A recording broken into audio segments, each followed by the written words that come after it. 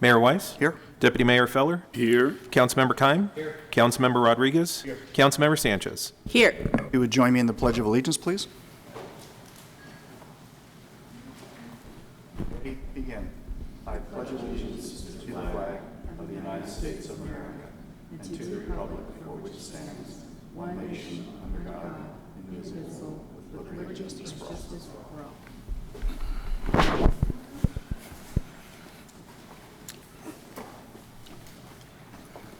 Mr. Mullen?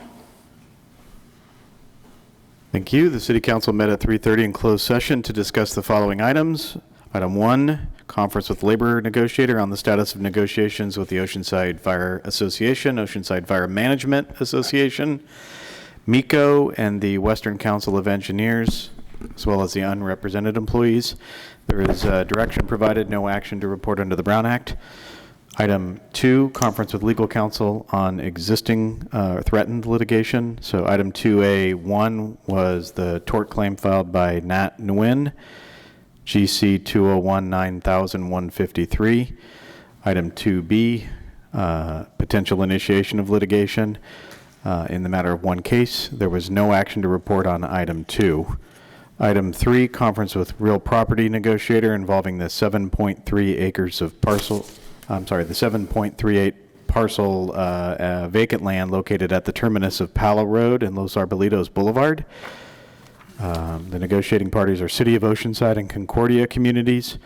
Under negotiations are the price and terms for the use of the property and a potential amendment to a purchase and sale agreement. Item 3B, conference with real property negotiator involving the parcel of land located at Greenbrier Drive, APN 151-01044. Negotiating parties, City of Oceanside and National Community Renaissance. Under negotiations are price and terms for the potential acquisition of the property. Again, there is no action to report under the Brown Act on item 3A and 3B. Thank you, sir. And with that, we'll go to our consent calendar, which are items 5 through 17. Mr. Navarro, we have some requests, I believe. We have items 7 through 13, and item 16 was pulled for discussion by the public. Did you say 7 through 13, Paul? 7 through 13 and item number 16. I believe 7 was removed by staff. Is that correct? That is correct. So we have being pulled from the consent calendar items 8 through 13. That is correct. And number 17. And 16. Oh, and 16. Well, move approval for balance. Wait, you said 13? The 8 items through that are 13. being pulled for discussion by the public are items 8 through 13 and item 16. The balance would be consent calendar items 5, 6, 14, 15, and 17. So we have, Move approval for those. Second. we have a motion and a second. Please vote.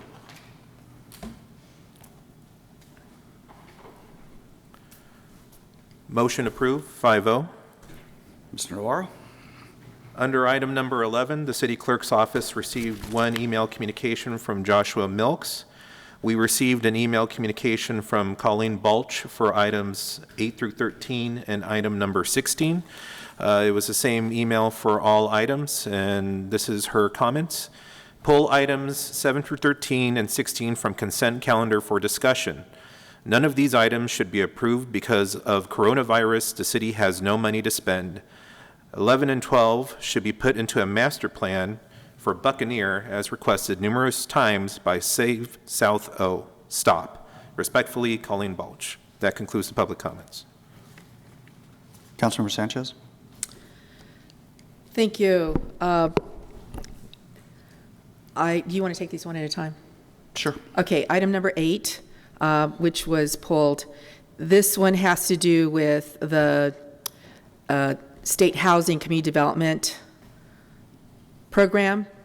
$1 million was the total grant. The grant for the City of Oceanside was to be, I thought it was about $250,000. It says $237,500. And pretty much this was allocated for a specific purpose, and that's a community resource center, and for the whole $1 million. So on this one, this is basically a pass-through. It's approving the professional services agreement with Community Resource Center, which is in Encinitas. The program was designed to have that, the grant was designed around that program. So I would move approval for that. Is that for all of them, 8 through 13? No, Or just number 8? 8. Well, I thought we were going to take them one at a time.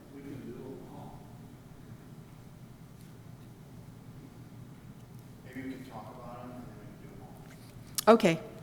Okay. I would, okay, if I can just continue, there is one other that I would like to specifically address, and that is number 11, which is the approval amendment 1 in the amount of basically $500,000 for the professional services agreement with Doken Engineering for revised contract amount, total contract amount $520,184,000 for the preparation of environmental documents and preliminary engineering for the coastal rail trail. And that's from Oceanside Boulevard to Morris Street.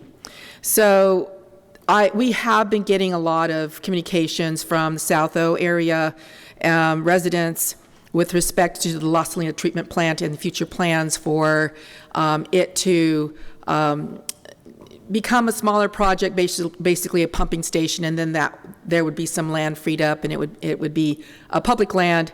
And so the South O community has wanted to do a master plan for that, and that would basically include this as well, because this project is actually right next to the Loma Alta Creek and Buccaneer Park. So I understand their concerns. I also feel very strongly that this ought to be planned all at once. So I would be, that would be my reason for voting no. So I will be voting to oppose this, and basically what I'd like our city to do is to move forward on a master plan for this. Thank you. Deputy Mayor Feller?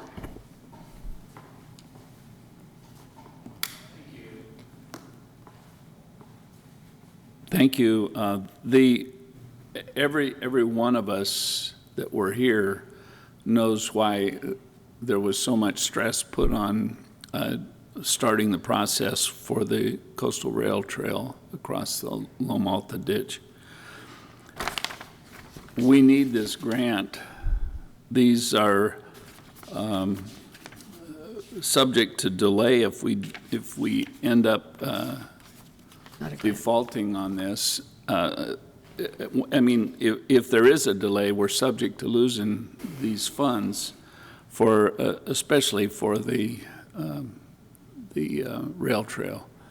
And at this point, the rest of the rail trail is unused. Sandag's not in the habit of giving money to Oceanside. I mean, we get our, what is designated as a fair share, but they're trying to get everybody on bicycles, and so this is an opportunity to help them go along there. So if nobody has any other suggestions, I'd move approval of items 8. I don't remember the numbers, all the rest of the items. It was 8 through 13. Councilmember Keim? If, over the past couple months with guarding the rail trail, I know there has been quite a bit of public that want to be more involved in the process. What would that do if we push this back until we are able to have better public participation and an actual present in a meeting? Councilmember Keim, Mayor, and council members. As was stated by Deputy Mayor Feller, we do have a SANDAG grant that's under a strict timeline. The scope of work that was provided by the consultant brings us very close to that deadline, and if we don't proceed at this time, we feel like there's a likelihood we could lose that funding source for planning only. Construction would require separate funding and separate authorization. Is that, once we approve this, can we actually get more public participation in the planning process, but just secure the funding? Absolutely. Public participation would be part of the planning process. It has been. We've had a number of community meetings for a variety of projects in this area, and that would continue under this activity. Okay, thank you. Councilmember Rodriguez. I second Deputy Mayor Feller's motion to approve the balance. Deputy Mayor Feller. Mayor, I just want to, I too have the very sincere thoughts of trying to have them involved in the planning, but I know what the you're trying to approve here, and as well with the Loma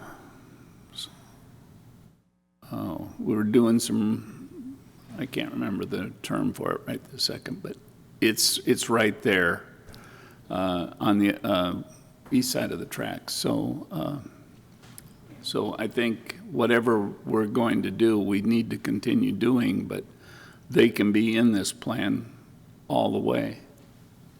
Councilmember Sanchez. I have a follow-up question then from staff. Staff, do we have staff here on this item? Yes, we do. Okay.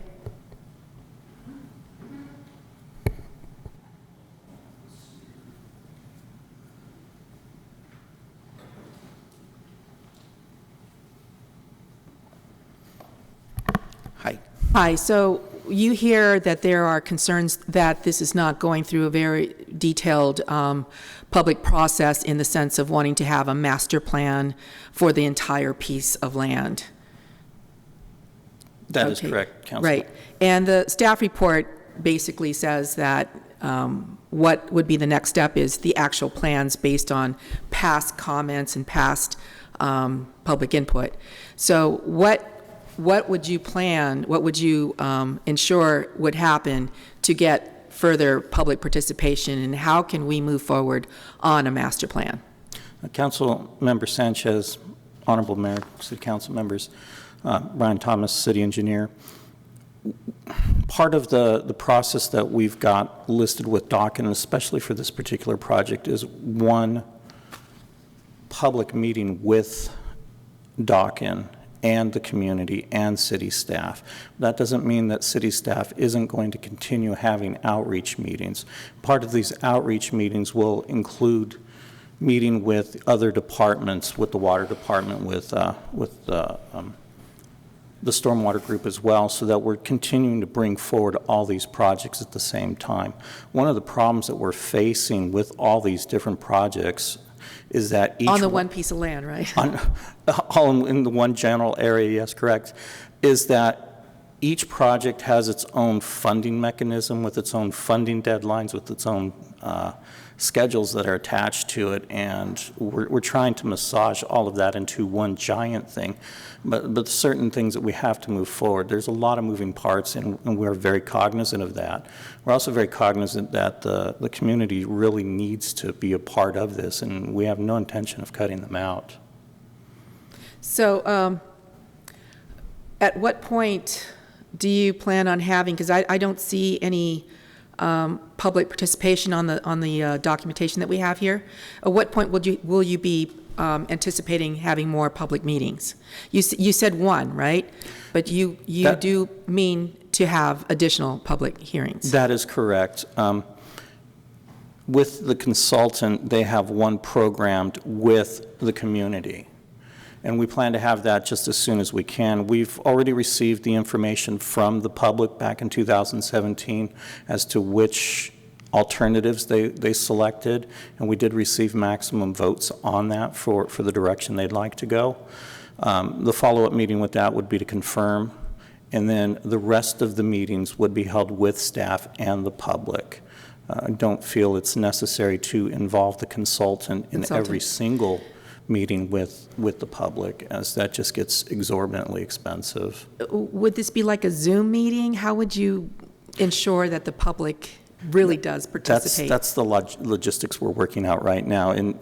Currently, the first meeting would have to happen probably in June or July with the public. We're still working on the logistics of that, but the idea is to get as many people involved as possible.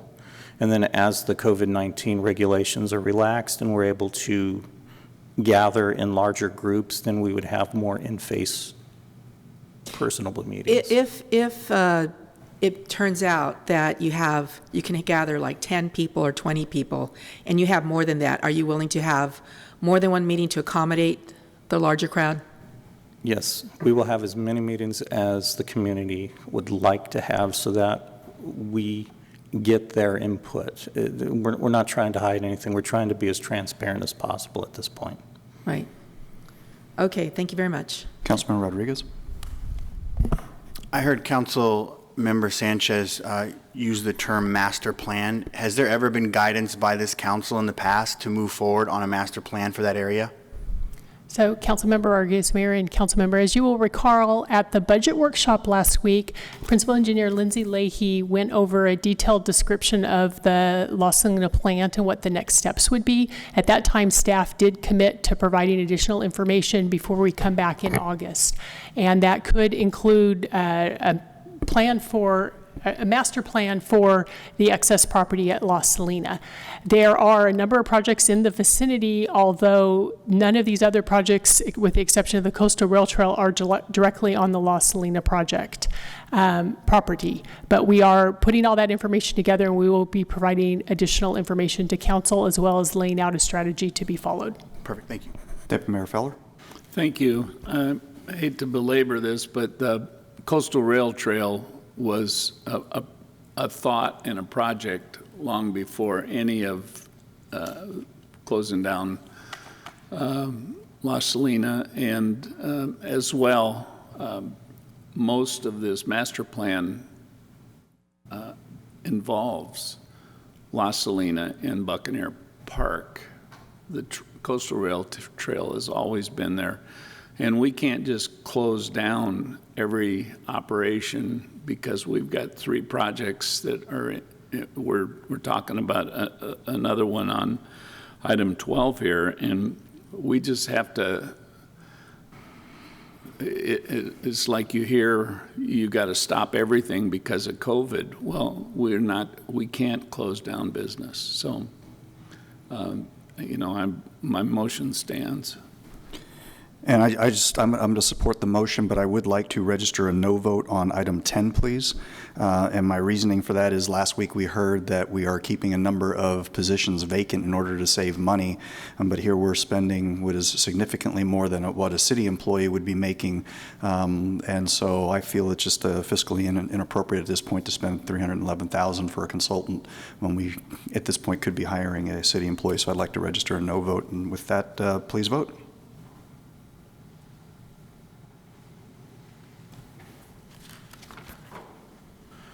Motion approved, 5-0, with Weiss voting no on number 10 and Sanchez voting no on number 11. With that, we'll go to 18. I actually changed my mind. Yeah, based on the comments of staff. Okay, then Sanchez votes yes on number 11. Thank Thank you you. for that correction.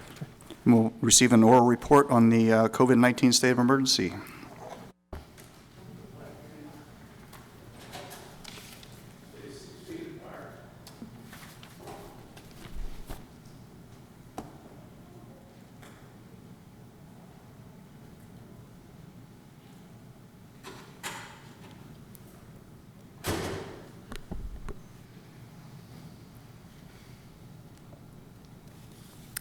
Honorable Mayor and council members, Deanna Lorson, City Manager, I'm here with our regular update on COVID-19.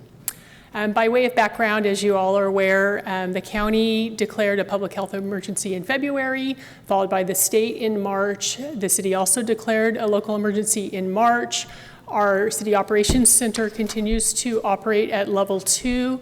That includes daily calls with either directors or our Emergency Operations Center staff on alternating days so we can coordinate the city response, and those meetings are occurring virtually. In terms of local cases, this was as of yesterday, 95 positive cases in Oceanside. I understand there were 2 more today. That comes out to 52 cases per 100,000 residents, which is a 0.05% of the city's population, compared to a countywide average of 125 cases per 100,000, or 0.12% of the county population. So the countywide average is about 2.5 times the number in Oceanside. And then earlier this week, Tri-City Medical Center shared their weekly update. They've had 31 total positive cases out of 841 tests, and they do have 7 current inpatients. And then the chart at the bottom does show how the cities rank on a per capita basis. And as you can see, Oceanside is amongst the lowest in the county. In terms of distribution within the city, this is a zip code map. It's a little hard to read on the screen. We do have a larger number of cases in the 92057 zip code, and then fewer numbers in some of our other zip codes as of this morning, yesterday's numbers. In terms of communications, we've done 472 posts across 5 social media platforms, 37 news releases, 4 city-specific videos, including a video regarding face coverings and current requirements that is going out today, I think. And we've had over 120,000 visits to the city's COVID web pages. We have a few snapshots there of just some of the posts that we've made to share information with the community. In terms of department updates, we had 23 total potential illnesses amongst city staff. I was just informed right before this meeting that's up to 25. We have 3 more that have been referred for testing. And so far, we only have 2 positive cases amongst city employees. There are 4 staff currently off duty, and 21 cleared to return to work. That's the current information I received right before this meeting. In the last 2 weeks, OPD responded to a little over 5,300 calls for service, and of those, approximately 4% were COVID related. The fire department has responded to 93 suspected and 9 confirmed COVID calls, and all public safety personnel are following protocols. We have sufficient PPE on hand to handle our needs. Library department has been very active providing services virtually. They've delivered thousands of books to hundreds of homes. We've received many positive comments from those recipients. They're doing virtual story times, Zoom book clubs. They did a book club for Virtual Earth Month in April. They've also sent library cards to all students in the Oceanside Unified School District so those students can access library resources while they are not in school and not able to come in person. They did receive some crisis ebook funding from the California State Library to supplement their e-resources and developed a digital library card for access to the e-resources. Harbor and beaches, as you are aware, we were able to reopen our beaches on April 27th for active recreation only. And the harbor opened on May 1st for recreational boating by household units pursuant to the latest county health order. In addition, the boat launch is open for household units, but we are only offering limited boat trailer parking since countywide there is a prohibition on beach parking lots. They must remain closed. All of our parking lots west of the railroad tracks, plus Lot 1 in the harbor, are closed for that reason. Both the police department and the lifeguards are actively monitoring the beaches. They report a high level of compliance with the active recreation and no gathering requirements, and they are finding that people are cooperative and moving along when engaged, but this has required ongoing education and enforcement. In terms of business activity, our development services departments conducted 422 plan reviews in April, which was about 76% of the average.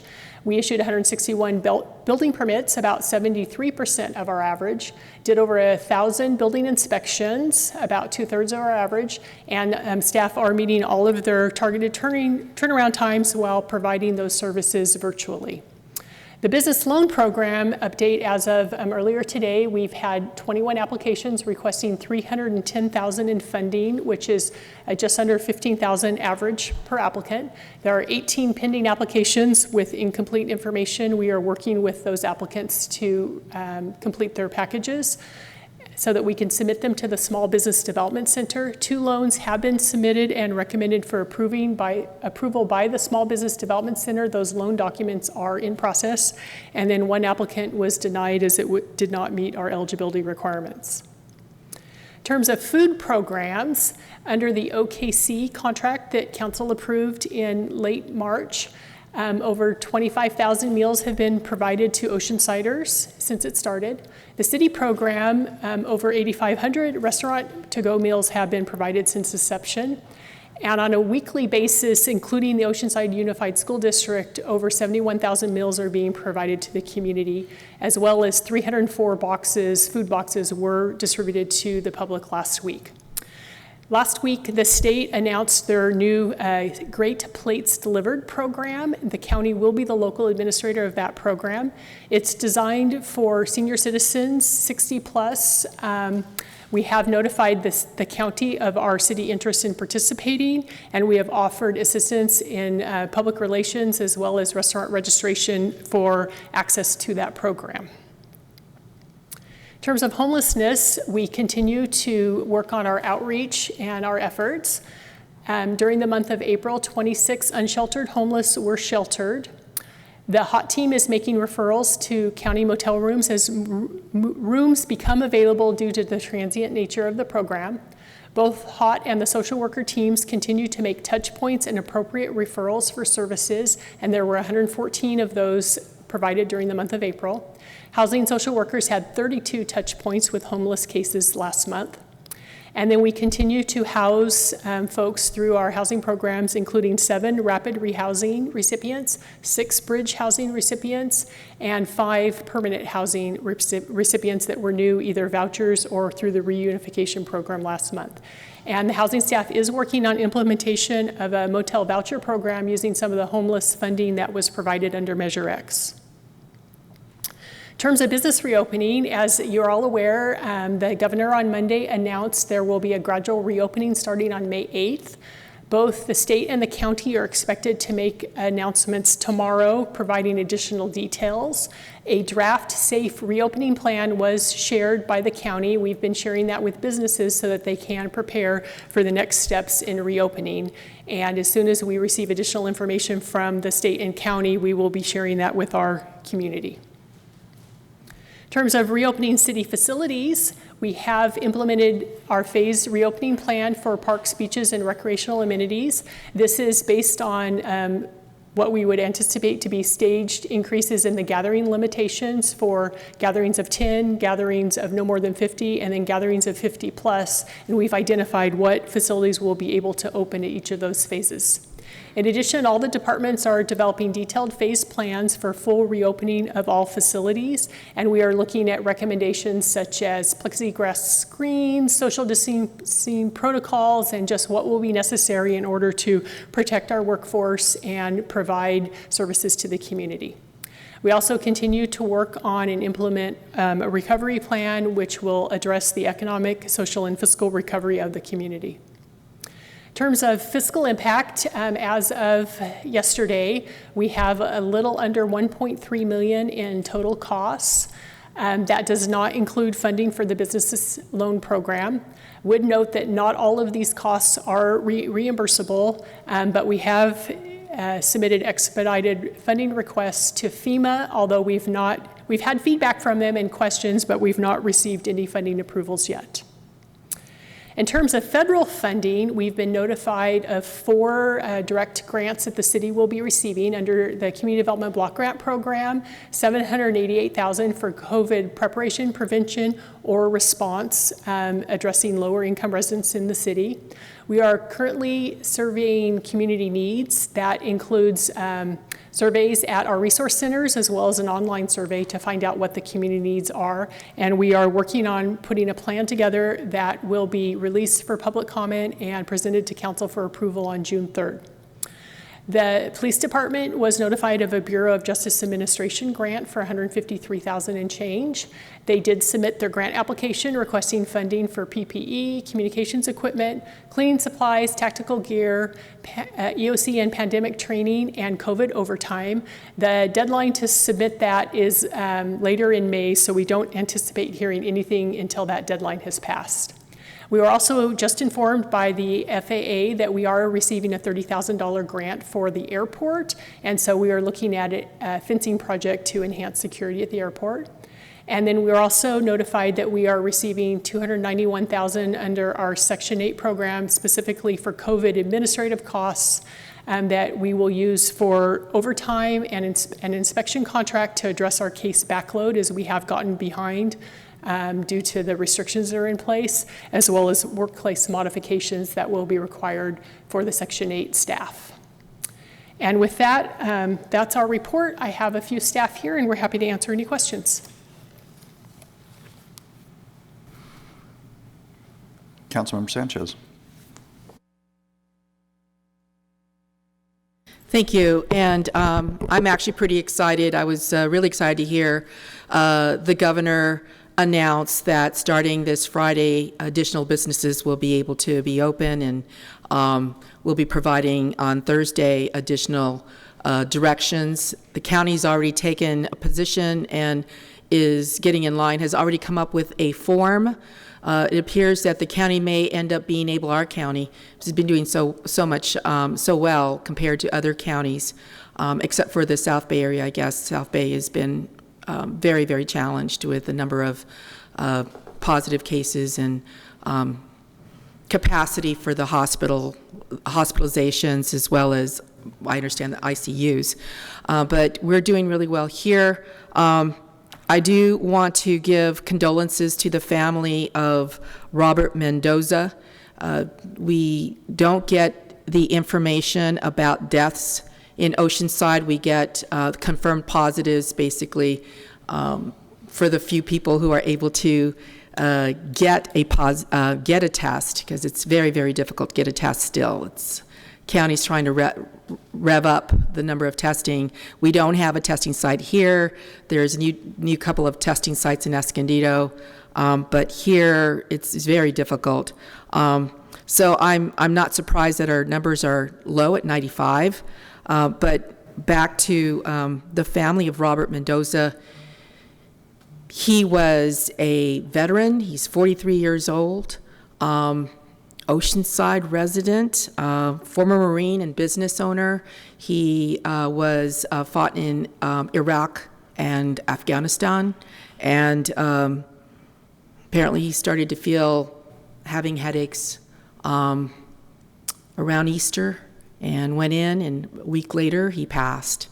So it's unfortunate that we don't know. We don't get to have the information. I understand the county's position is that, well, it doesn't reflect on where it was, where they received it, where the spread was, and how he was able to get it. But he is an Oceanside resident, and condolences to his family. But the totals for the county, it's 4,319 positives, 882 hospitalizations, 281 ICUs. County altogether, the deaths have been 158. And yes, we did have a spike yesterday of 9 cases, the most in one day.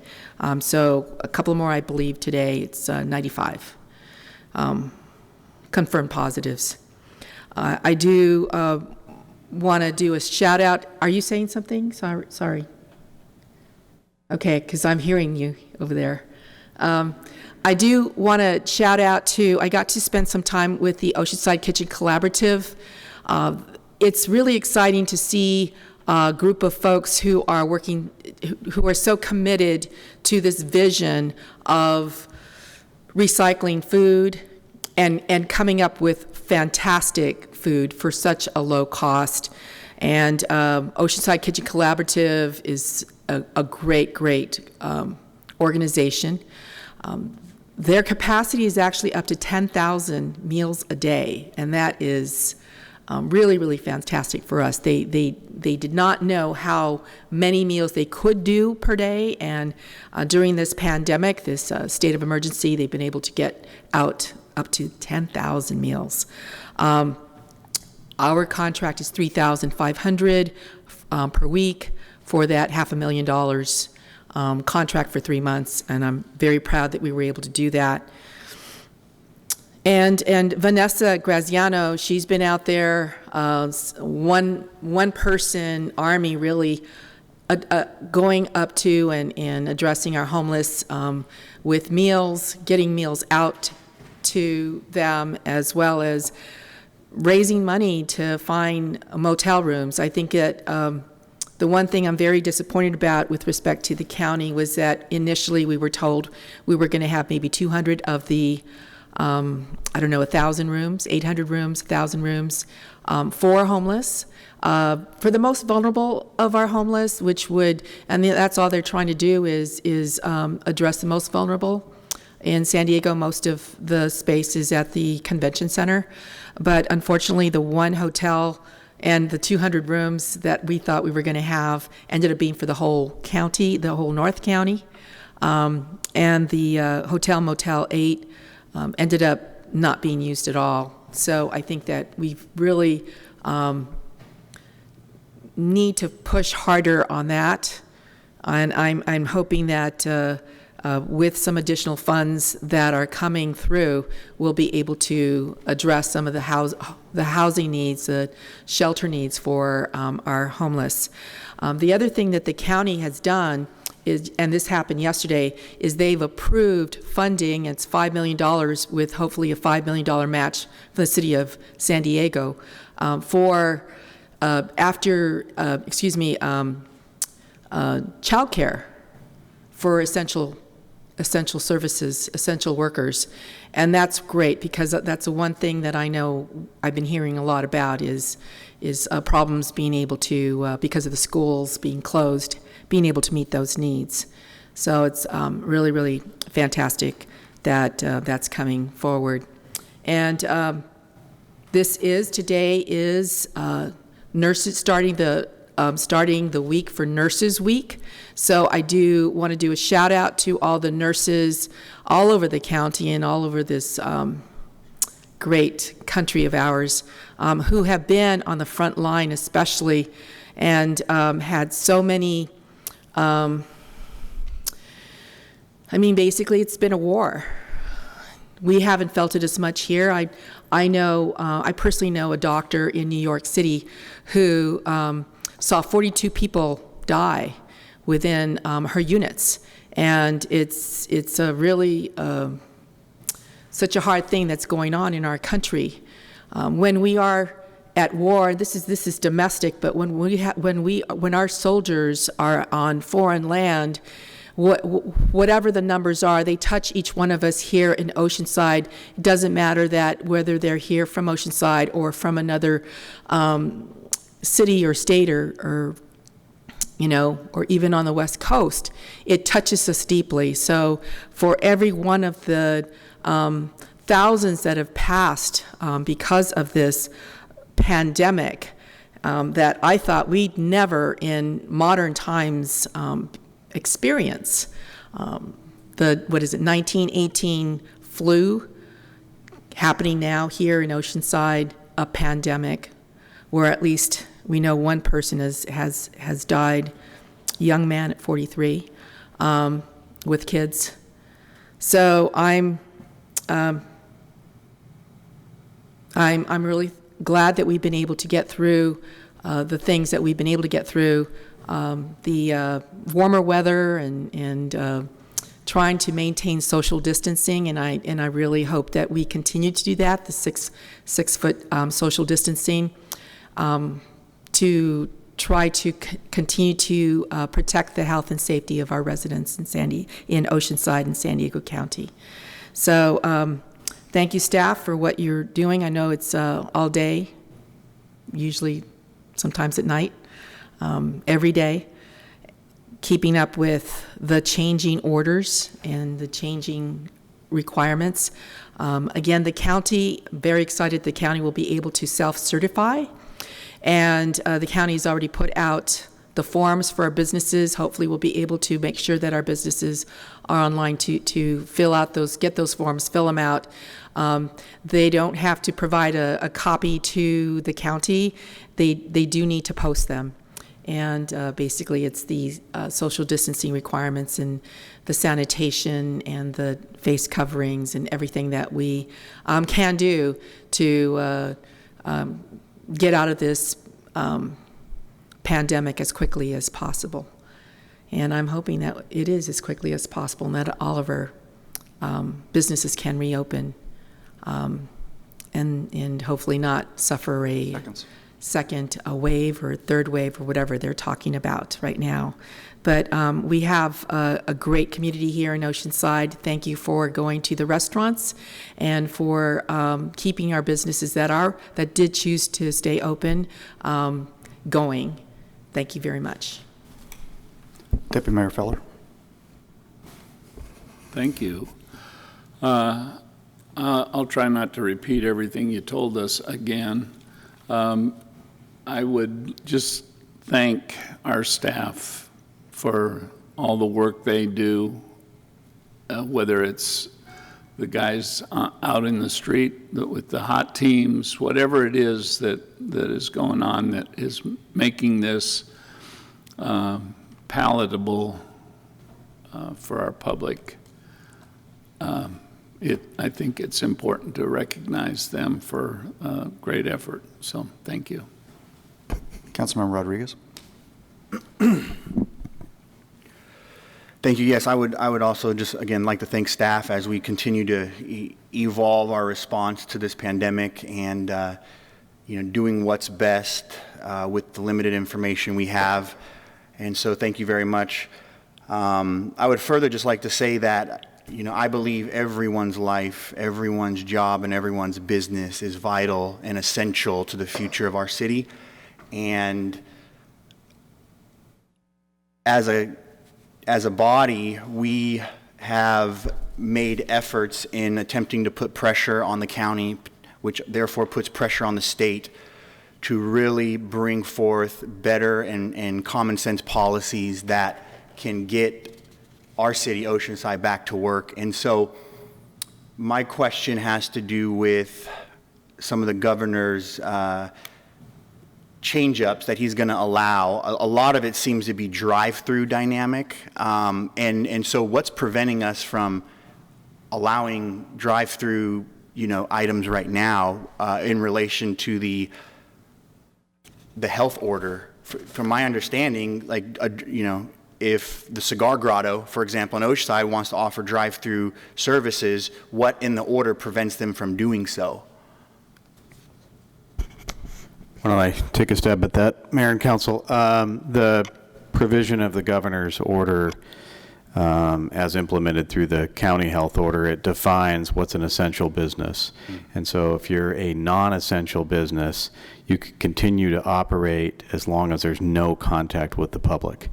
And so remote orders, if you can operate and take orders online and have those delivered, that's fine. The problem comes in if you're going to have curbside pickup. And there are some businesses that are operating now with curbside pickup right now. We expect that will be substantially expanded once we get the order from the state tomorrow and perhaps implemented as early as Friday or early next week. But the provision that would prevent that is the section of the order that says you can't have any contact with the public if you're a non-essential business. Got it. So if you're a cashier at a grocery store, it's okay to accept a credit card or a transaction, or if you're a Grubhub driver, it's okay to hand off food, but you're not allowed to hand out a bag of clothes or... Somebody on the phone? You forgot to mute it. Got it. The presenter has muted the audience. So the definition, the dynamic is on what the health officials and the governor deem as essential. They are the only ones that are allowed to interact with the public. Non-essential, in their opinion, are not allowed to interact with the public, even in the form of a drive-through or a curbside sort of dynamic. I think a strict reading of that order is accurate as you just described it. I think if the non-essential business can operate via remote, internet orders and delivery, then that is, by my reading of the order, permitted. But there's questions raised about curbside pickup for other types of business, but that is going on. Curbside pickup with non-essential businesses has been going on in the city. So it is happening in the city, and it's the current police chief's opinion on enforcing the health order that's okay for some businesses to allow curb. So if cigar, I'll use Cigar Grotto, I'm not picking on them. Yeah. If they want to sell cigars, the customer could call in, order their order, come up, drive, say, hey, I got my order, do a transaction and move on. That is currently happening in Oceanside, and that's okay. Well, I can't speak to Cigar Grotto. Not I don't them, think they're but doing just as that, an but I believe there have been businesses that have been operating. I mean, I think the city has been operating on a complaint basis. My understanding is, as of yesterday anyway, when I checked, there were 0 citations issued by OPD for violation of the county health order. The process has been to educate the public with respect to the mandates of that order. But no citations have been written to my knowledge. Got it. But I think the spirit of your question is, why can't a non-essential business open with curbside pickup? And the answer to that question is, I think there will be an expansion of that activity when the state issues its order tomorrow, and further direction is provided as early as Friday. I don't want to speak for the city manager, but I think that's what's happening imminently. Now, the question is going to be what businesses are included within that authorization, and we'll have to wait to see what comes out tomorrow. Got it. So we're waiting on the governor to change the order, is what it boils down to. That's correct. Regardless of the science, we're just waiting on the governor to change the order so that our businesses can open back up. All right. Well, I don't agree with the governor on that, as I've made clear. But I just want to reiterate that, as a city, we are going to continue to advocate and fight for our small business owners, as well as for the residents and their health. But we have to get our economy up and running again. We have to get Oceanside back to work. That has to be a top priority. Thank you, and that's all I have to say. And with that, we'll go to item 19, which is adoption of a resolution certifying the final EIR for the College Boulevard widening project.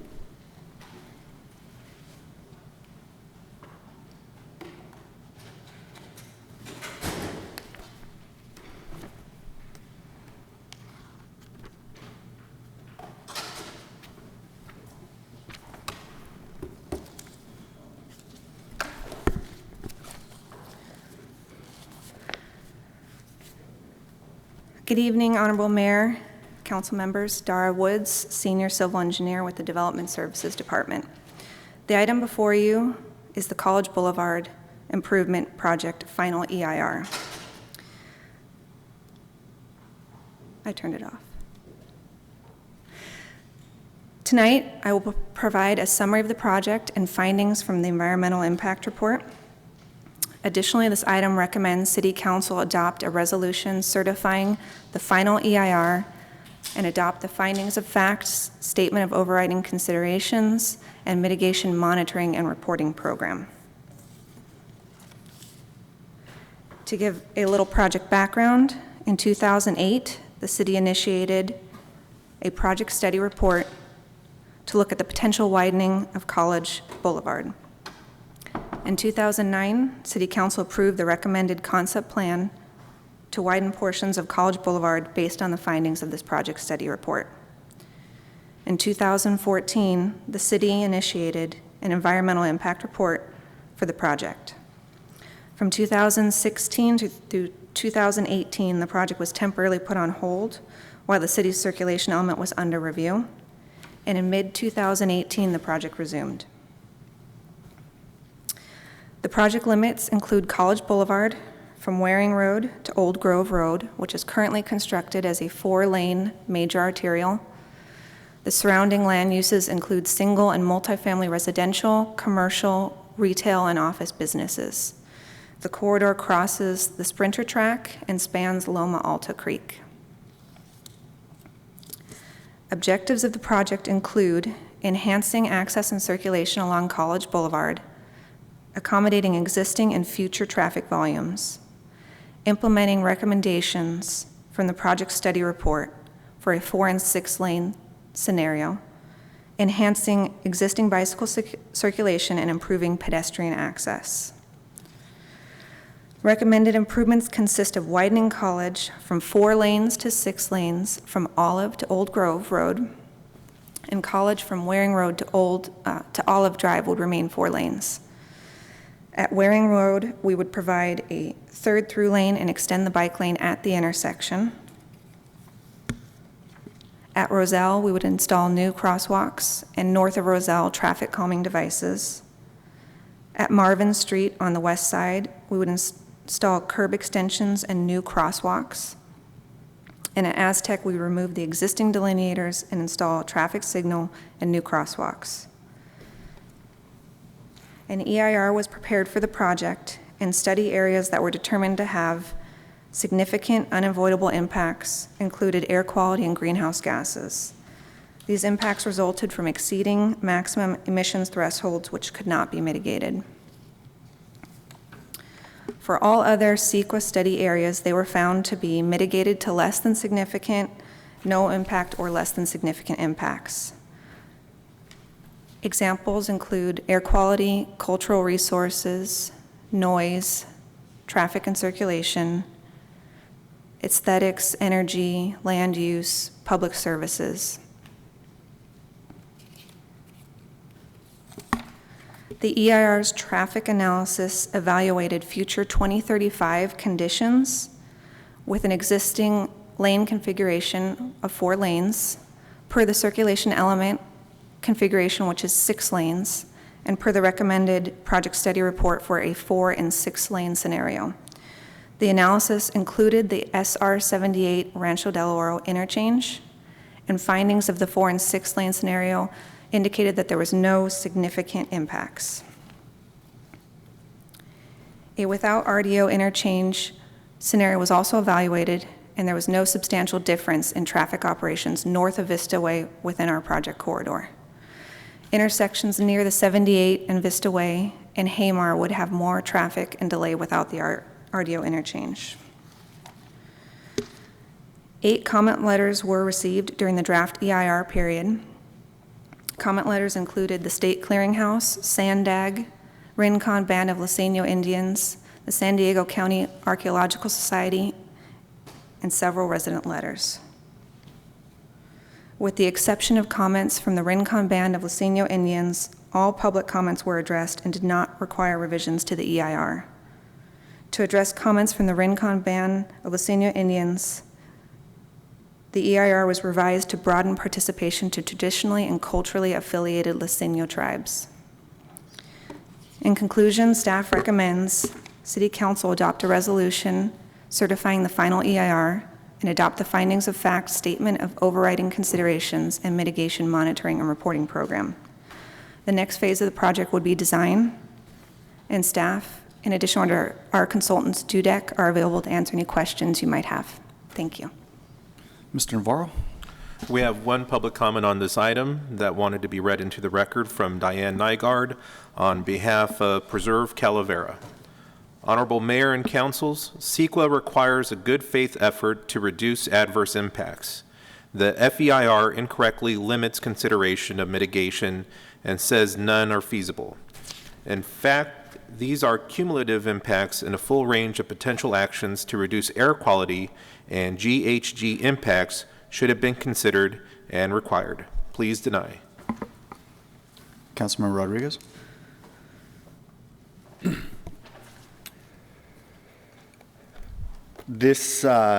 I'm excited for this, and, that we're moving forward on it.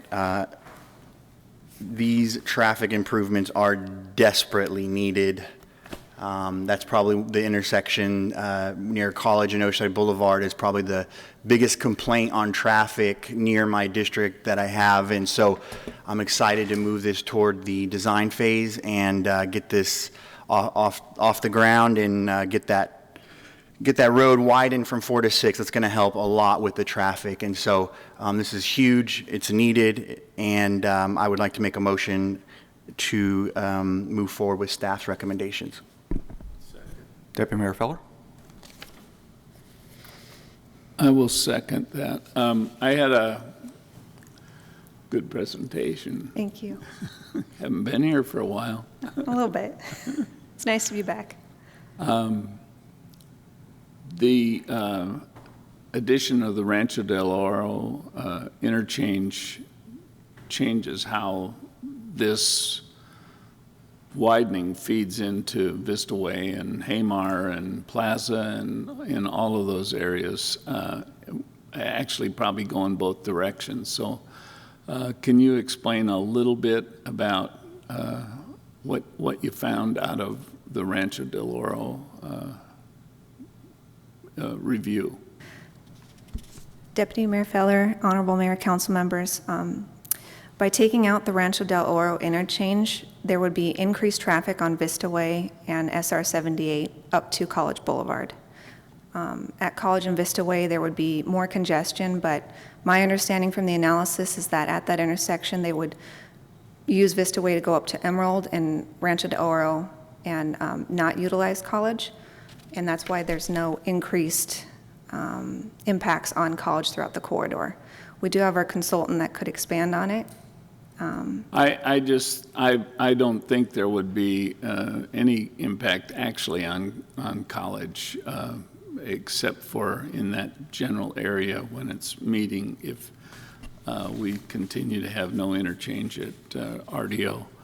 And so I don't need to get that feedback necessarily. I just think that you're going to be pretty constrained right at the bottom. I couldn't see close enough right at where the 6 lanes goes from Olive north across the railroad tracks and the Loma Alta ditch. So you got to make a wider, you have to make some sort of bridge or culverts wider there. Is that the? It's my understanding that we can do the improvements within the existing right-of-way, but we would have to Move the switches. move some of the railroad equipment in order to accommodate that additional third through lane in both directions. But we wouldn't have to widen that bridge over the creek. Okay. And also the people that live off of Aztec will be overjoyed about getting a street light there. So, Yes. okay. Thank you. Councilmember Sanchez? Thank you. I did get a chance to read the comments by Sandag, and I actually, when I was reading the FEIR, I had the same concerns about pedestrian and, for one thing, pedestrian and bicycle friendliness when you're making it wider and more difficult to cross. This is straight through a neighborhood, and I actually thought it would have been a better project if we had, if it was safer for pedestrians and it was safer for cyclists. So their idea of their recommendation that there be a Class 1, Class A bike lane sounded like a really good way of mitigating, because there were several things that in the report that indicated that this is not mitigable. The greenhouse gas increases and this part of it as well. So I think what staff ended up doing was saying, well, we already have a bicycle lane and it's consistent, so that's it. That was my understanding of staff's comments. Why didn't you include a Class 1? Councilmember Sanchez, Honorable Mayor, and council members, there's currently a Class 2 bicycle lane on College Boulevard, which is consistent with our existing facilities on our circulation element. Our future circulation element also calls out for a bike too, so we were consistent with that, but additional right-of-way would be needed for a Class 1 bike path along that corridor, and that's why we didn't pursue it, because we just don't have enough right-of-way. Okay. There were also some comments by some residents there. Carol Song talked about concerns about slope and soil erosion, and suggested that the city do a program for mitigation of that regarding, and I think it's such small type, to address the soil erosion on the slopes alongside College Boulevard. City could provide subsidies, rebates, or incentives for planting native species, collaborate in a soil improvement program with El Corazon compost facility, provide a vetted list of local contractors with negotiated and subsidized rates specifically for slope management. Her concern, and I think this has been an ongoing concern, is when you start taking some of the property, then the concerns about soil and slope erosion. So the response to that was that there was already going to be some minor landscaping. Yes, Councilmember Sanchez, there's going to be some landscaping that will be done in the medians, but this is the first phase of the project. When we move to the design phase, we can look into extending the limits of landscaping as well as utilizing native plants as well in that corridor. So we can still evaluate that in the next phase.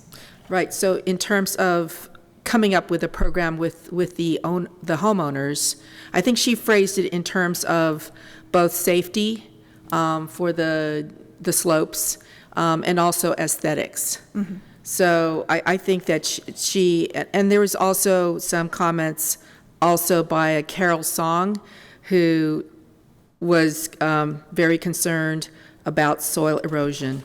Excuse me, Kathy and Art Pugh. They also had some similar concerns, and wanting to have this as a multimodal road versus primarily vehicle. Mm-hmm. So I do have those concerns as well, that I think we could have done a better job, especially when we continue to talk about a walkable community, and this is very, very residential. So those are my concerns. I just have one question. Part of this project goes through the Rancho Del Oro area. Is the final design going to be consistent with the street patterns that are identified in the Rancho Del Oro specific plan? Like the sidewalk areas and the parkway areas? You don't have to have an answer, just want to make sure that they are consistent with the specific plan guidelines. Staff will confirm that. We have a motion and a second. Please vote.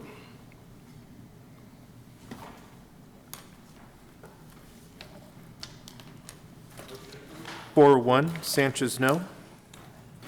And with that, we'll go to our 6 o'clock public hearing, item number 20, which is the adoption of a resolution approving a CUP and a waiver of locational requirements for a non-storefront medical cannabis delivery facility. I will open the public hearing and we'll start with disclosures. Only staff. Only staff in the reports. Staff, I received information from the applicant, and we have received a number of public correspondence in regards to this item. That too. I did receive the emails. There were several on in support and a few against. Staff and public correspondence. Oh, and I did talk to staff.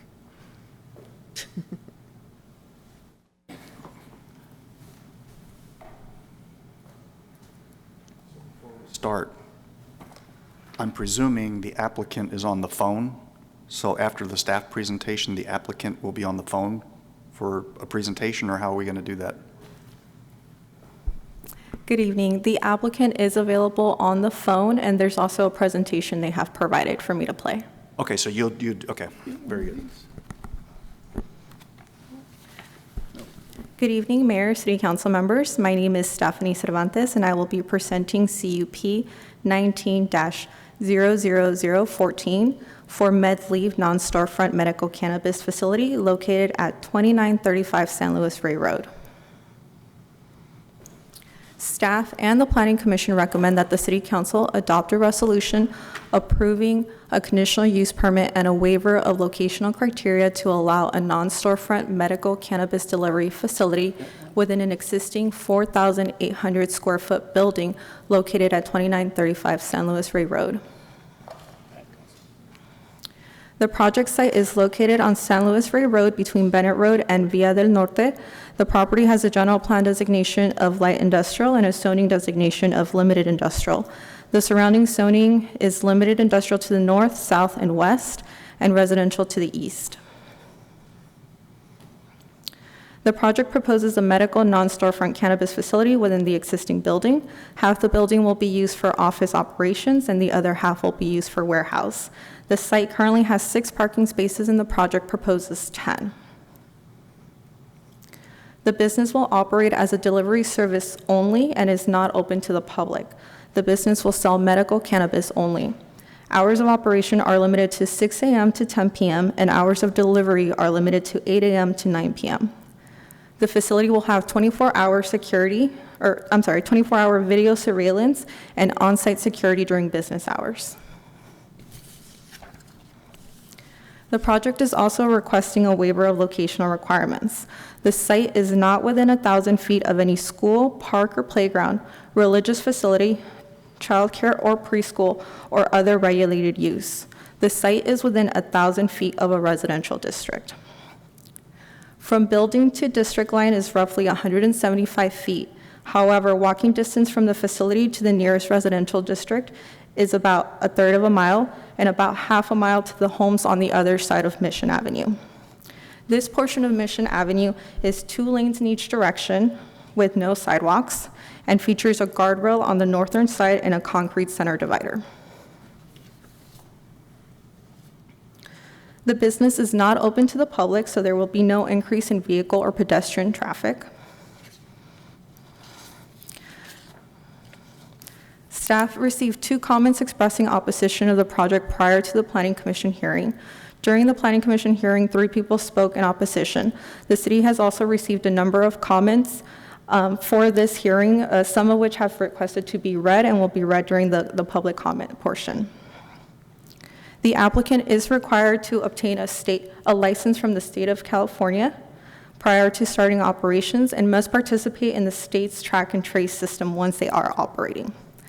The applicant also received a local license from the city in May of 2019 and has submitted a request for renewal of that license.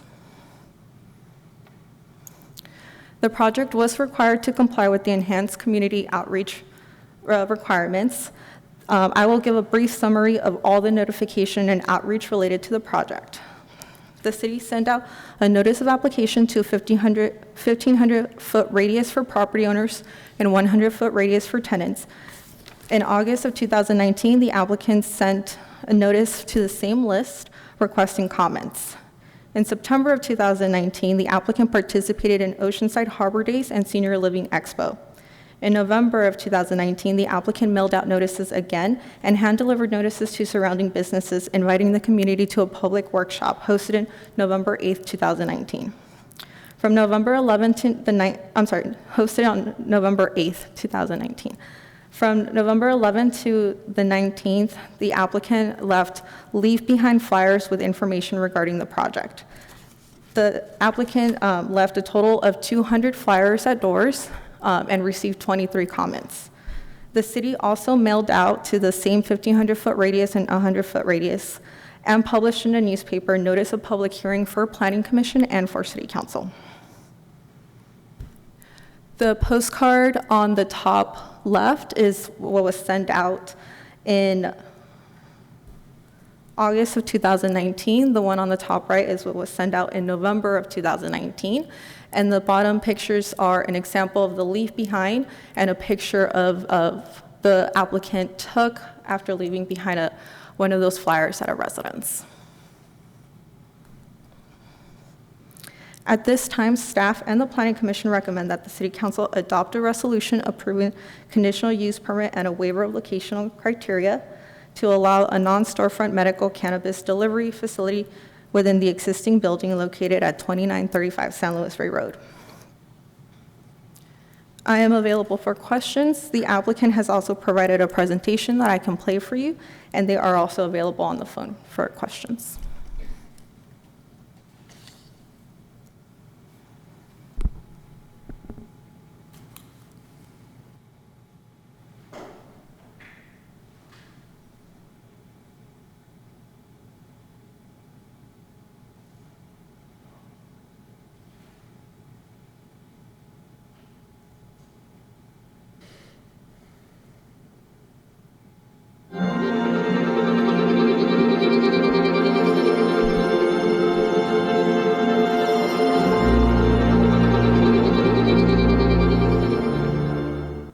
Hi, I'm Gracie Morgan, the project and general manager of MedLeaf Delivery, and we're so excited to be able to bring safe access to medical cannabis in Oceanside.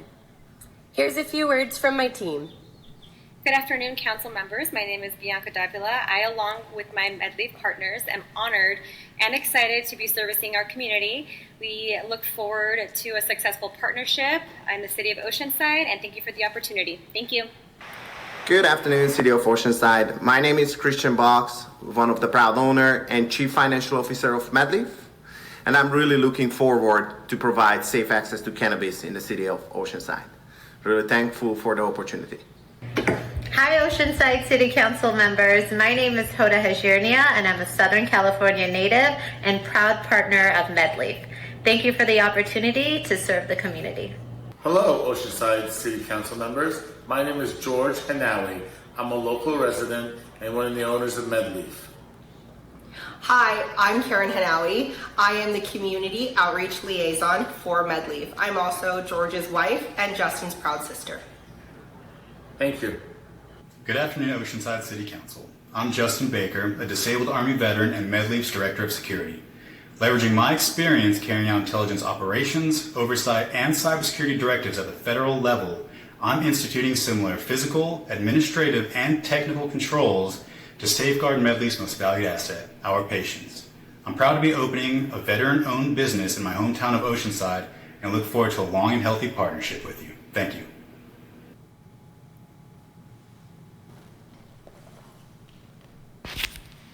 This timeline provides an overview of the work MedLeaf has completed with the City of Oceanside. Dating back to the fall of 2018, MedLeaf has worked hard to satisfy all of the requirements set forth by the city. Phase 1 was completed back in November of 2018, with all of the MedLeaf team members completing live scans and background checks, as well as our completed application. We then waited as we moved into Phase 2, which was the application criteria ranking performed by Oceanside's hired third-party review consultant. The minimum ranking needed to receive the consultant's approval was set at 80%. MedLeaf outperformed this ranking and came in at 88%, and with our approval, we moved into Phase 3, which consisted of a formal interview with the third-party consultant, as well as a selection committee comprised of personnel from fire, police, waste management, water, and city management. This interview went through our complete application, addressing comments, questions, and concerns with each department head relating to the following topics: our building's location and zoning, our business plan, our community benefits plans, environmentally friendly practices, enhanced product safety, labor and employment, neighborhood compatibility, qualifications of our MedLeaf team, safety and security plans, air quality plans, and also our alignment with the City of Oceanside. Why it was important to us to be able to set a positive precedent for cannabis here versus any other licensing city we could have chosen. Post-interview, we were informed that we passed, and we received our local license from the city manager on May 5th, 2019. With the local licensing process successfully completed, we entered a 30-day waiting period and began our conditional use permitting process on the 31st day, June 6, 2019. After receiving our first round of CUP comments in July of 2019, Building and Engineering approved the project Planning and Fire responded with comments, but we did not receive any comments from Water, Waste Management, or Police. We spent the remainder of the summer satisfying the comments we had received, and as for the comments we had yet to receive, we made attempts to get in touch with the listed point of contacts for Water, Waste Management, and Police to find out if there was additional information we could provide to assist them with feedback. Come fall, we joined the Oceanside Chamber of Commerce as the first cannabis company to do so, and we participated in community events to educate community members about medical cannabis coming to Oceanside and to introduce ourselves. In October of 2019, we received our long-awaited state licensure. We went on to submit our second CUP in September of 2019. And again, we would submit our third after additional comments were returned to us for a final submission in December of 2019. To date, we have submitted 3 CUPs, and we have satisfied all of the conditions and successfully responded to all of the comments we received throughout those 3 submissions. Our holiday season was complete when we received our approval from the Planning Department on December 26, 2019, and we were scheduled for our Planning Commission hearing in February of 2020. Many of the requirements from the original evaluation and selection process overlapped with the requirements we've satisfied secondarily during this conditional use permitting process. We have been reminded many times throughout this process that we have served as a guinea pig for the city and that our feedback is important to ensure efficient procedures for future cannabis license holders. In the future, the application and CUP processes could be improved upon by assigning the same personnel from Fire, Police, Water, and Waste Management to be a part of the Phase 3 selection committee that will also be reviewing the CUP submittals. MedLeaf has continued to pay rent and secure our building without the ability to operate since the fall of 2018. We have remained patient and transparent through the duration of this process of setting a strong foundation for future cannabis licensing in Oceanside. The Planning Commission voted on February 10th, 2020 with an outcome of 5 yes votes, 1 no vote, and ultimately recommended MedLeaf to move forward with this final step of the CUP process, our City Council public hearing. We're so excited to arrive at this moment and look forward to continuing to work with the city as we improve and develop cannabis in Oceanside.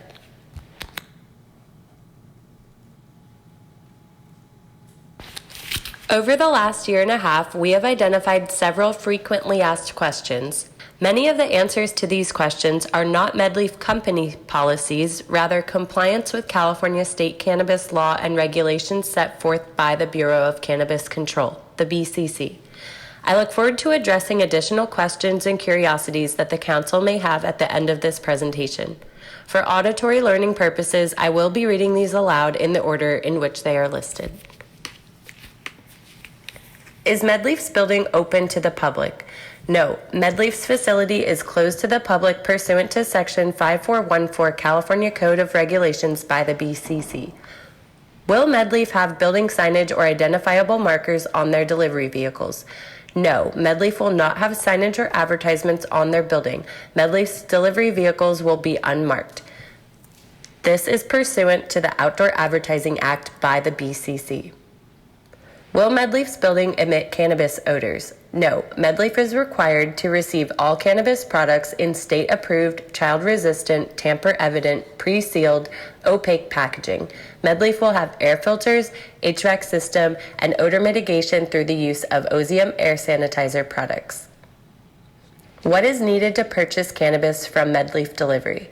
Per California's cannabis legislation, the Medicinal and Adult Use Cannabis Regulation and Safety Act, a person must be 18 or older and either have a current physician's recommendation, a valid county-issued medical marijuana identification card, or be a primary caregiver as defined in Health and Safety Code Section 11362.7D.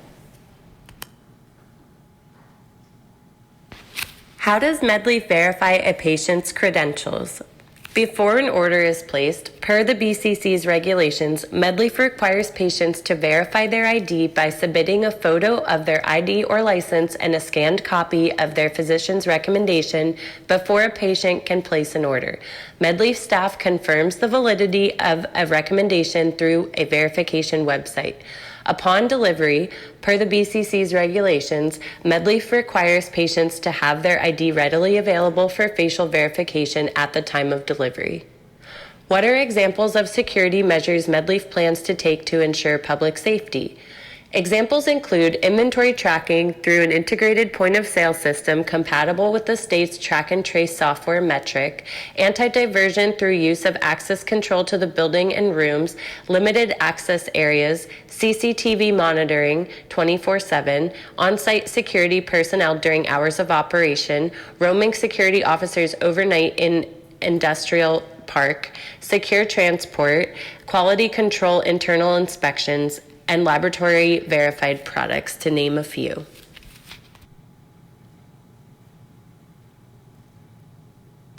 How does MedLeaf plan to educate our community? MedLeaf plans to distribute educational materials to our patients and provide resources for those interested in learning more about cannabis. MedLeaf supports community events and intends to actively participate once events are possible again. Here are some photos from events we've participated in 2019, including Oceanside Harbor Days and Oceanside Senior Living Expo.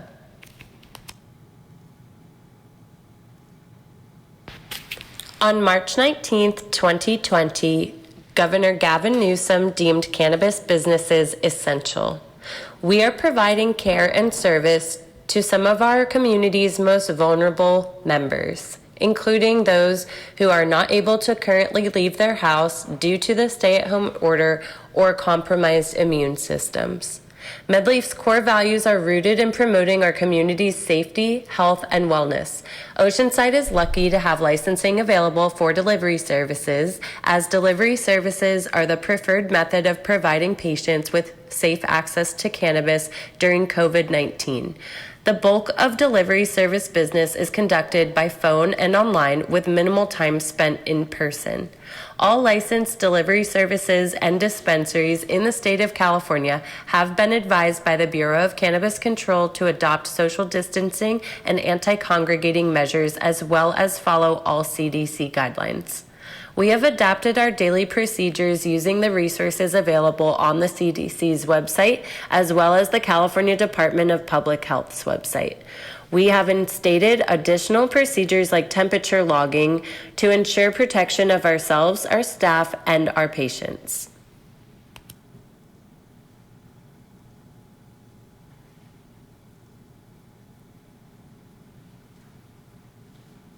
Hello, Council. My name is Mike Owen, proud owner of Fidelity Security Solutions, a local veteran-owned and operated private security firm rooted in San Diego County. Privileged to be a local Live Well member since 2014, earning accreditation as A+ in the Better Business Bureau, as well as providing over 80 veterans in county gainful employment. We intend to provide safe access for all MedLeaf patients and staff, as well as ensure safe protocols are upheld throughout our residents in Oceanside. Thank you for your time and the opportunity to continue to serve our local Oceanside community.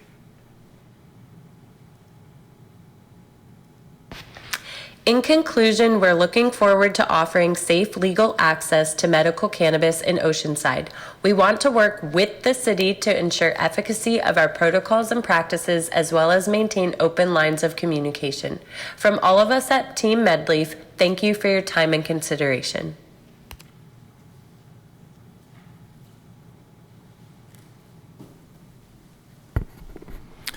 Mr. Navarro, we have public, I believe. We had 24 comments submitted to the city clerk's office. One from Alexander Joyner in support, one from Blanca Huerta in support, Daniela Marshall against, Sal Gary in support, and Sam Humied in support, and the rest wish to have their comments read into the record. Our first comment is from Roof Celestino. I'm Ruth Celestino, and I am part of the Be the Resistance Club. I have an older brother who is addicted to smoking marijuana, and I have seen sudden changes in him. It emotionally hurt me to see my brother be addicted, especially when he has a child at home. Our next comment is from Anna Dixon. My husband and I have been proud Oceanside residents for more than 30 years and have watched our city grow, improve, and make wise decisions over those years. We very much support MedLeaf delivery. Tom and Anna Dixon. Our next comment is from Alicia Hubbs. Hi, I am Alicia and a nurse at a local hospice. With good authority, I have firsthand knowledge that there are hospice patients using medical marijuana, and a legal delivery service would be a great benefit to them due to lack of mobility. The pain and anxiety some of my patients suffer from is greatly treated with the use of medical marijuana. Our next public comment is from Joanne Balbuena. I am supportive of MedLeaf coming to Oceanside. I have used cannabis medicinally for 6 years, and I am a U.S. Navy combat veteran, and cannabis is the medicine that helps me lead a functional life as a civilian. I believe MedLeaf will be an asset to our Oceanside community. Thank you for bringing safe access to Oceanside. Joanne Balbuena. Our next comment is from James Wagaman. My name is James Wagaman. I own and operate Wagaman's Customs and Airstream Studio, a business located at 2941 San Luis Way Road in Oceanside, and an immediate neighbor of MedLeaf Delivery located at 2935 San Luis Way Road, the business at question. I want to state for the record that along with owning the business next door to MedLeaf, I am also the property owner of that same address, 2941 San Luis Way Road. The rest of Mr. Wagaman's letter will be on the city's website, and it is in support of MedLeaf. Our next comment is from, Peggy Walker. Dear Mayor and Council, 2 reminders. 1, marijuana is the drug of choice of kids aged 12 to 17, and enforcement to keep home deliveries out of underage hands is nearly impossible. 2, Oceanside has a high youth population, and deliveries normalize use, make kids think it's safe and okay, and increase their access. Peggy Walker. Our next comment is from Erica Garcia. What measures are being taken to ensure marijuana deliveries will be regulated to prevent underage usage? And that concludes her comments. Our next one is from Charlene Serrano. I am a college student at California State University, San Marcos. I feel marijuana deliveries will create more access to youth and people who are already finding creative ways to get it. Thank you. Charlene Serrano. Our next comment is from Hunter Shepard. My name is Hunter Shepard, and I am a homeowner here in Oceanside.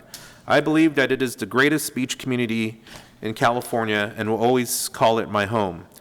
Oceanside is a safe place that is accepting of its wide array of citizens, its progressive businesses, and its deep-rooted beach culture. And the rest of Mr. Shepard's comments is available on the city's website, and he is in support of MedLeaf. Our next comment is from Timothy Riopel. My name is Timothy Riopel. I am the owner of the building in which MedLeaf is intending to begin the city's legal medical cannabis delivery service. In the past years, I have been approached by numerous such businesses and never really had intention to lease to a cannabis-related business until I was approached by MedLeaf. And the rest is available on the city's website, and he is in support of MedLeaf. Our next comment is from Madison Matella. Patients who obtain a medical cannabis card, regardless of their age, have the opportunity to pass products to non-patients, wherein the health of minors under 21 will be put in peril. Authorizing the delivery of vaping products through this facility thus puts Oceanside at risk where youth health is jeopardized. Madison Matella, or Matea. Our next comment is from Alma Cuevas. Could you please, my name is Alma Cuevas. I am the president of OHS Be the Resistance Club, an alcohol and other drug prevention club. Marijuana delivery will facilitate youth access to that substance.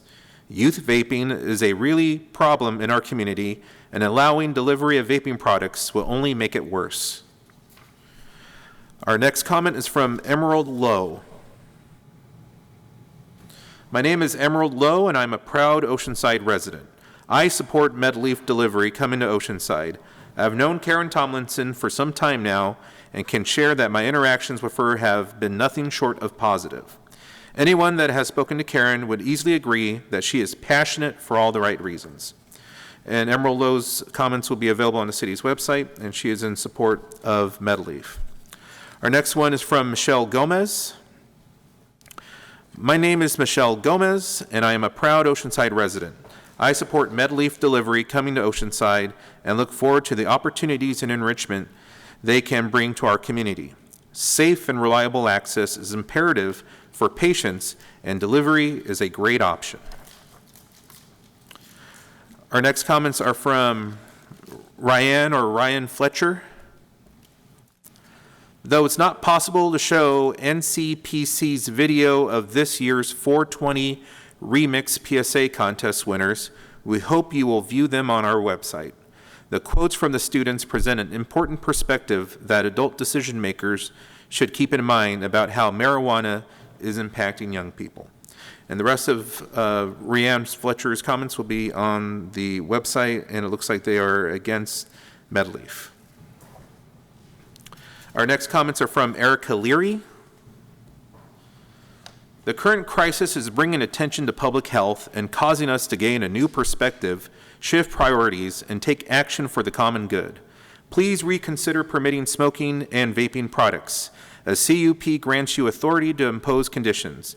An important one is to prohibit products that damage lungs. Erica Leary, MPH, Program Manager, North Coastal Prevention Coalition. Our next comments are from John Byram, Prevention Specialist, North Coastal Prevention Coalition. Before you approve this CUP, the city needs to develop effective compliance measures. The ABC is documenting alcohol deliveries to minors, and the same is likely happening with marijuana deliveries, though no one is checking. We need to safeguard the youth of Oceanside. OPD needs to be involved. John Byram. Our next comment's from Terry Ann Skelly. I really do not feel it is the city's job to enable marijuana use or sales in any way. I respectfully ask that you put the good health of Oceanside's young people first. As the mother of 3 adult young sons who I'm encouraging to get a good education and jobs, I wonder if you really understand the consequences of marijuana use. And the rest of Terry Ann Skelly's comments are available on the city's website, and she is against MedLeaf. Our next comment is from Adelia Carrillo. I am supportive of item 20, MedLeaf delivery coming to Oceanside. I have used cannabis medicinally for 6 years, and this is my story. My fiancé and I found out I was pregnant 6.5 years ago. Due to health complications, I almost lost my life and was rushed to the hospital for an emergency surgery. The rest of Adelia Carrillo's comments are available on the website, and she is in support of MedLeaf. Our final comment is from Daniela Zarate. Hello, I'm expressing concern about the marijuana delivery business. I'm wondering how exactly this will take place and how the business and the council are going to enforce the deliveries. What kind of measures are you going to be put in place to prevent minors from getting a hold of cannabis? Daniela Zarate. And this concludes the public comments that we received. With that, we'll close the public input portion and come to Councilmember Sanchez. Thank you. The first one in Oceanside. And I think there's going to be a high bar for this company. All the folks on the video look like good people. But this is something that we've never had before, and I understand very well the comments by the young folks that were submitted because I still live in the barrio, and I really want to take the time to say thank you to North Coastal Prevention Coalition, who has been so committed to working with the youth and working with them not just in the neighborhood but also at their schools, and moving the issues regarding alcohol, drugs, tobacco, really getting kids to think about these and the use of them and misuse of them. I especially want to thank the kids that put together the video for the NCPC, and that was Cara Barragan, Jaden Pacheco, Vanessa Ramirez, and Madison Matella, and all the other kids. I read the comments, and I was very, very touched by it, because this is a balancing. There has been a request for access. We already do allow deliveries. So I do have first some questions. First of all, on the location, part of this is a waiver of the 1,000-foot requirement, and I was hoping the first one that we had would be like a model. It would be 1,000 feet from, everything that we were asking it to be 1,000 feet from. So residential, first question. I understand from reading the materials that there was outreach to the neighborhood right on the other side of Mission Avenue. Yes? Did staff hear from anyone from that community besides the post from the post? I understand there were postcards sent out twice, knocking on doors. Did staff ever get any kind of complaints?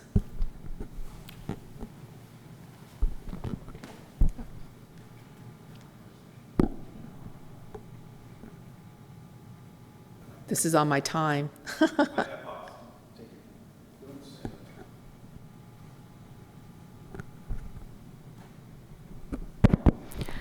Councilmember Sanchez, staff did receive some comments of opposition, nothing directly from that neighborhood on the other side of Mission.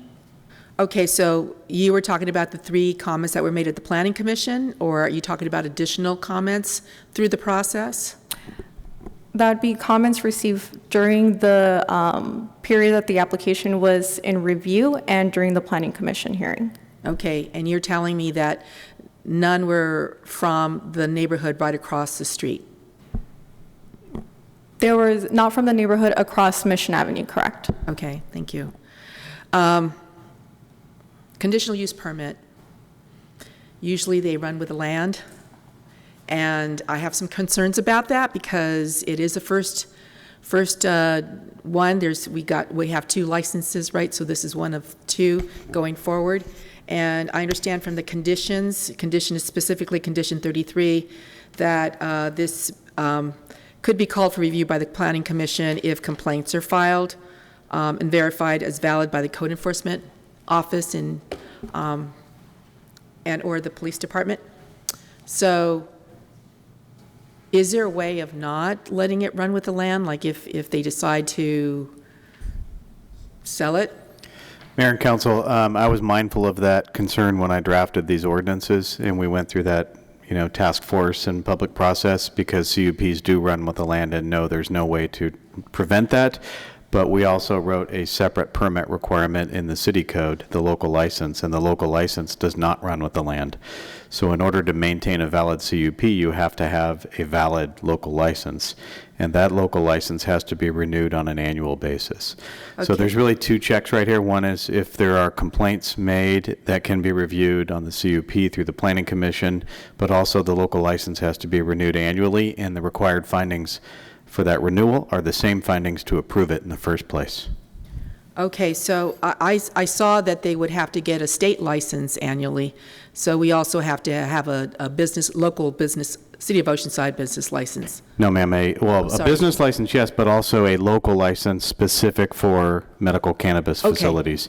And that is the process they've already been through. So that would have to be renewed under 7.123 of our city code on an annual basis. There was a comment made by one of the folks who submitted emails, and it talked about vaping products. Vaping products are not allowed at this business. Is that correct? Councilmember Sanchez, the city does not have any prohibition on vaping products. The application for local license was required to provide a list of products that will be sold. That local license did state that vaping products would be 10% or projected 10% of overall sales. Oh, well, I know that staff has been talking about coming to us regarding vaping products. And is there something coming before us? Ms. Lorson? Councilmember Sanchez, Mayor and council members, staff has been evaluating the issue of vaping products and is going to be recommending the city institute a tobacco retailer license requirement, and that should be coming before the council in the summertime. I think in August is when we anticipate bringing that forward. How important is our vaping products to this business? Because I would hope that we could not have vaping products. Do we know? I would refer that to the applicant. Okay.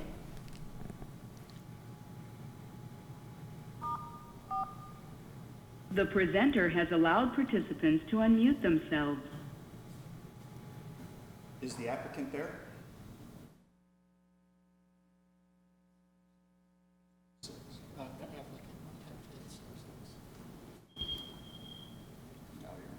Did you hear the question? I'm sorry, yes. So I wanted to weigh in on Councilmember Sanchez's vape prices. The vapor products? Yes. Go ahead. Yes. So while this is something that is going to be a part of the products that we sell, the issue with vaping itself is actually derived from the black market, and the products that have been tested in the state of California through several BCC search and seizures have all pointed back to the black market, and the California Department of Public Health conducted that in a study that they did just last November in 2019. So while we are aware of the vape crisis, and it's something that we have been following along with, it's also something that derives from the black market, and the reason that Medleaf and having a licensed delivery service in Oceanside is so important is because the products that we are able to get are coming from licensed manufacturers, licensed distributors, and all of those products have been state lab tested. So with the results that have come through the California Department of Health, they have found that those products that have been state tested are not the products that are causing these issues that we're seeing with the vaping-associated pulmonary injuries. Thank you. I guess a follow-up question would be then, how fast would this business be coming up, and would the presentation, for example, on vaping come before us before they begin their business? Because my question was specifically how important was vaping products to how important vaping products were to the business, and I don't think she responded. Would it be coming before us before they start? I would have to defer to staff as far as what their timeline is. The CUP is the last city approval requirement in addition to renewal of their local license. And I don't think what's being established or drafted for the vaping issue would affect this business. No. I think that that's more dealt with youth vaping and putting regulations in place to discourage that at convenience stores and other types of stores throughout the city by requiring a more robust regulatory process for people selling smoking or tobacco-related products and vaping products. So if it were to be a problem, then it could be reviewed by the Planning Commission. It could be reviewed by the Planning Commission. It could also be reviewed annually through the local license. Okay. And that is a process that's in place, and we're dealing with a particular issue right now with a local license that was issued where an issue has emerged, and we have that opportunity to look at it during the local license renewal. What about point of sale? I remember that deliveries from outside, we never got the opportunity to collect just regular sales tax. Would this then be point of sale for our city? Because I didn't see anything in the report about that. Councilmember Sanchez, the physical location, I believe, would be a point of sale. However, there are exemptions for sales tax on medical products, and so it could depend on the purchaser having the correct licenses from the county for medical to be exempt from that tax. Right. So if they don't have that, then we can tax, and it would be point of sale here. That would be my understanding. Okay. Thank you. All right. Well, let me just say one last thing here. I did have concerns about the location. I'm willing to go ahead and support it this time. I was hoping it would, like I said, cross all the T's and dot all the I's. But we did talk about providing access for medicinal marijuana, medicinal cannabis. So I'm going to go ahead and move approval. And I really look forward to this group having a high bar in terms of responsibility to this community and Thank you, Esther. doing a good job. Thank you very much.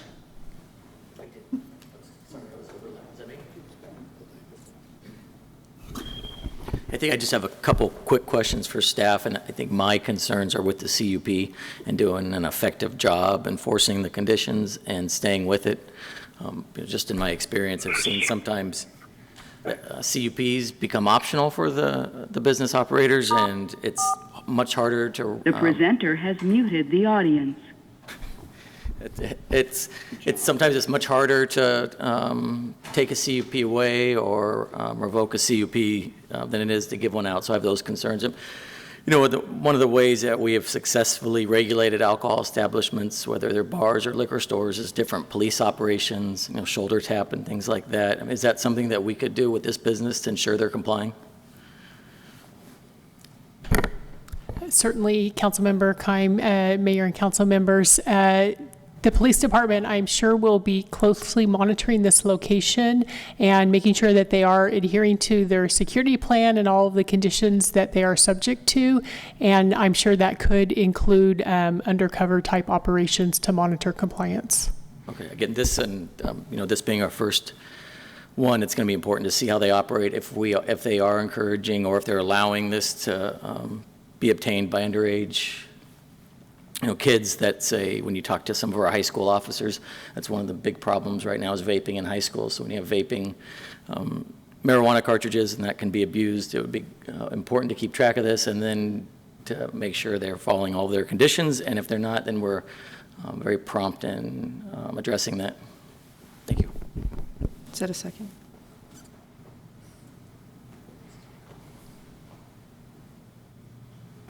Nobody else? Deputy Mayor Feller? Stephanie, you stated there was no sidewalk on either side, but there is a walkway on the north side of Mission.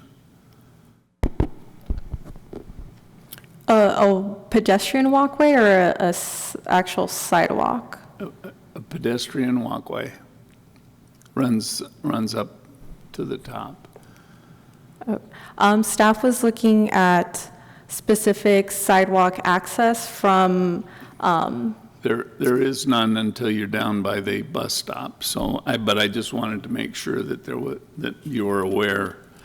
And I always thought that we were not going to allow waivers on this business as we went forward. How do people pay for this? So they've got a delivery, the delivery driver goes out. How does that transpire? Councilmember Feller, I will let the applicant answer those questions regarding how orders are placed and payment of those orders. The presenter has allowed participants to unmute themselves. Did you hear the question?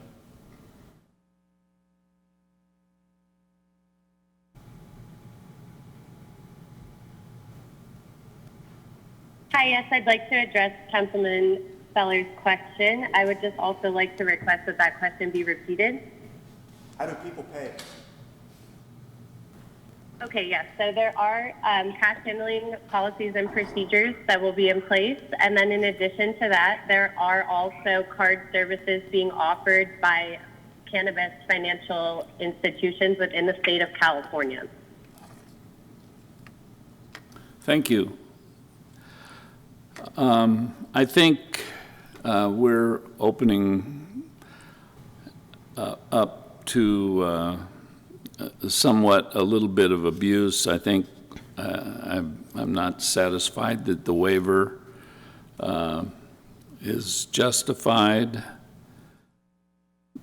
Children 18 years and older can get a medical card, and they are, you know, they may think they're adults, but I beg to differ for the most part.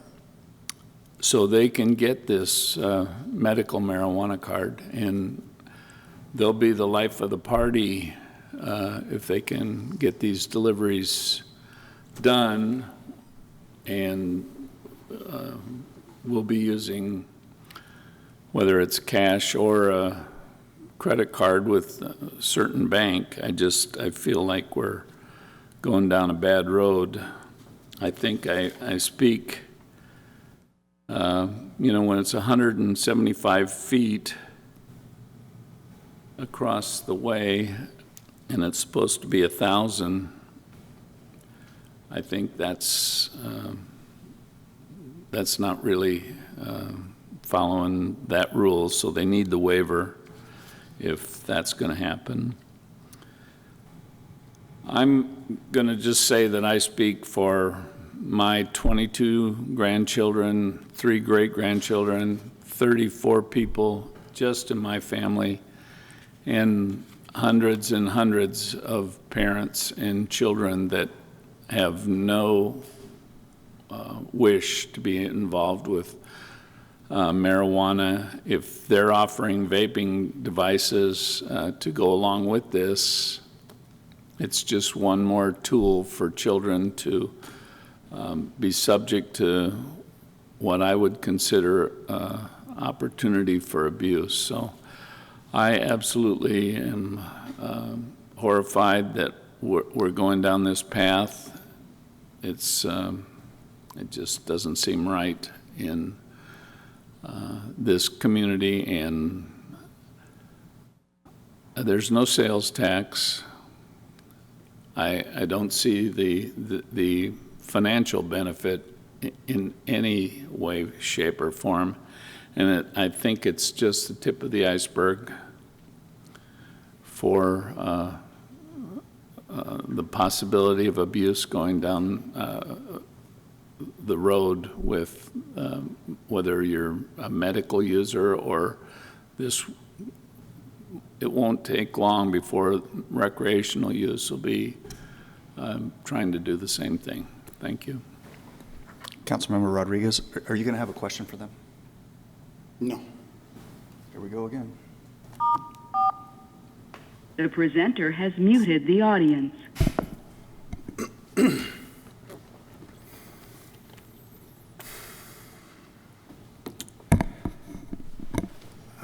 Thank you for the presentation.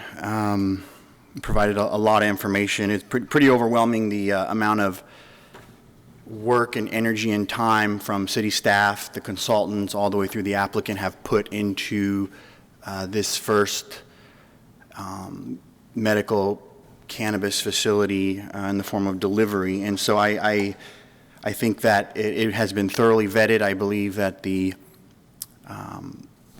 entrepreneurs that have, taken on the time and the cost to get this far, I think they've done their part based on what the city established before I even came to sit in this chair. I joined the United States Marine Corps at 17. I swore to defend my country, and I was in Iraq fighting for my country at the age of 18. So if I'm able to fight for my country at 18, I think that an 18-year-old should be able to make the free choice on consulting with their doctor on the usage of medicinal cannabis. In many states, you can own and operate and responsibly own a weapon at the age of 18. So why should you not be able to make the free decision to medically use cannabis? I think that the restrictions on location were a bit intense. I understand the goal of public safety, but I think they were a bit overregulated. Right now on Oceanside Boulevard, you have a liquor store right next to a daycare facility, literally right next to each other. I don't agree with that, but that's the way our rules are written. And so to me, a controlled substance is a controlled substance. You're going to have individuals that abuse it, and you're going to have individuals that benefit from it. And government should be limited in the control of those interactions to the extent of what we've done. And I think we've done a great job of mitigating those impacts.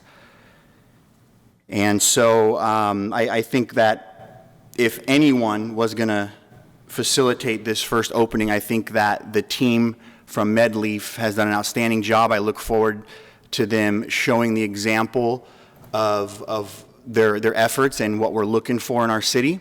And I have no problem seconding Councilwoman Esther Sanchez's motion to approve staff's recommendations. Thank you. Thank you. Just a brief comment. The road to get here today has been long, and I have to give a little bit of acknowledgement to former council members Kern and Lowry, who were part of the public process that resulted in us getting here today. And I would say that at the time that the decisions were made to allow the process to advance, Councilmember Feller was the same as he was back then. He's been consistent all along. He was adamantly opposed at that point in time, and I wouldn't expect that to change. And I believe at that time we made those decisions. Councilmember Sanchez was also opposed to it, but I'm glad she has at least looked at things from a different light, and I think this is going to be an opportunity. There are things I wish we could have done different. Oh, that's a point of order. That's not correct. The record doesn't reflect that. I'll just go ahead and sit on the record here. It does reflect it. No, it doesn't. With that, we have a motion and a second. Please vote.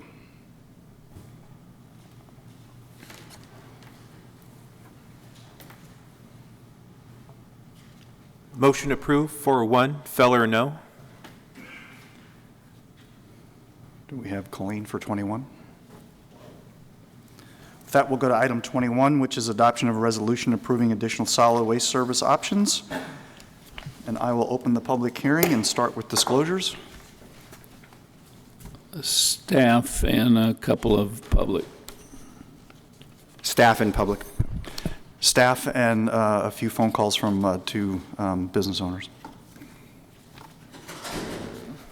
Staff. Sorry.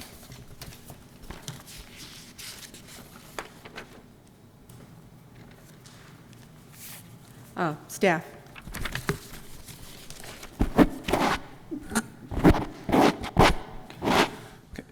Colleen, before you start, do we have anybody on the phone for this item? No.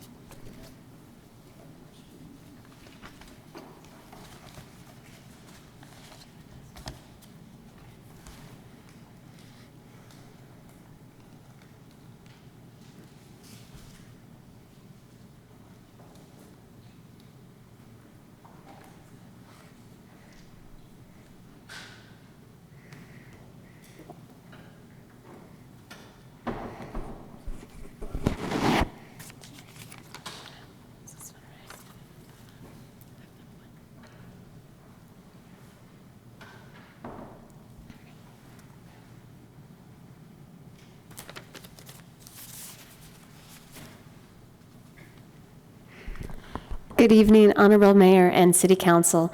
My name is Colleen Foster. I'm the City of Oceanside's Environmental Officer, and also I'm the Contract Administrator overseeing the Waste Management Franchise Agreement.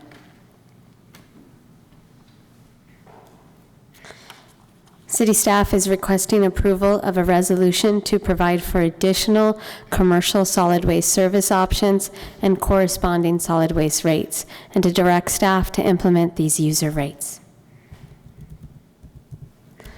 The city is currently contracted with Waste Management. That contract commenced in 2010 and was recently amended in September of last year to provide comprehensive commercial organics food scraps recycling in compliance with state law.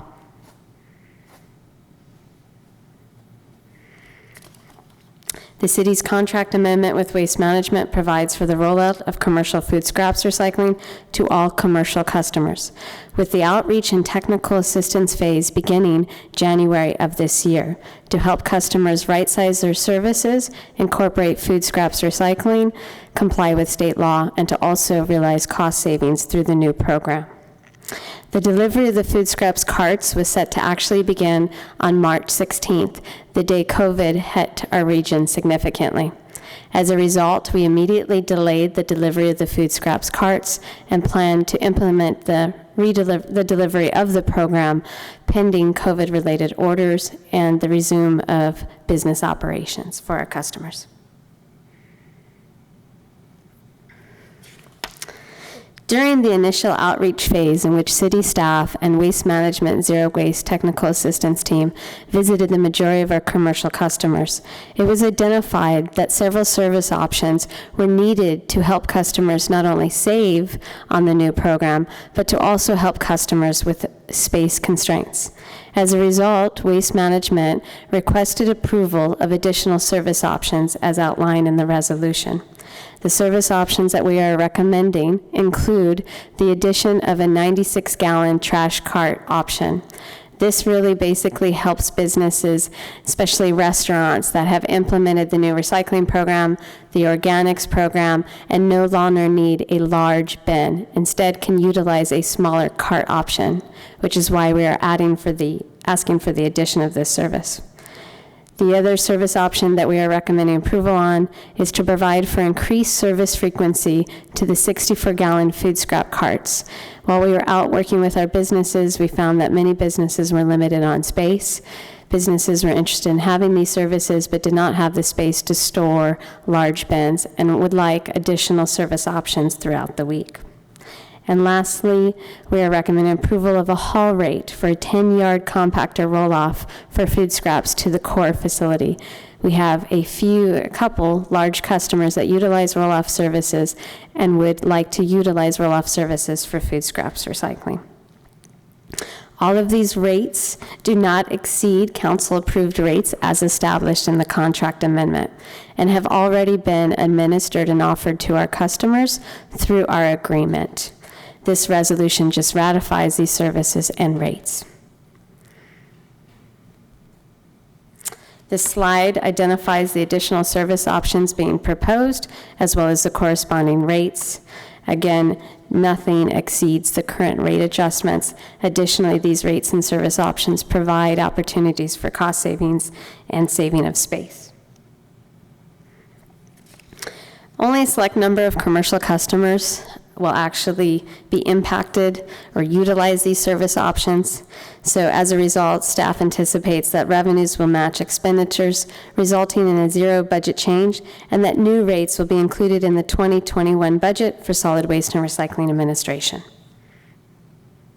That concludes my presentation, and I'm available for any questions. Thank you. There's no public on this item. Councilmember Sanchez?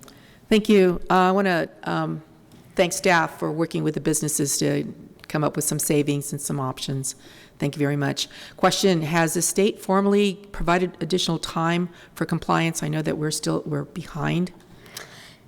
So there are two laws. The current law in effect, which is AB 1826, is what we were behind in, for the past several years.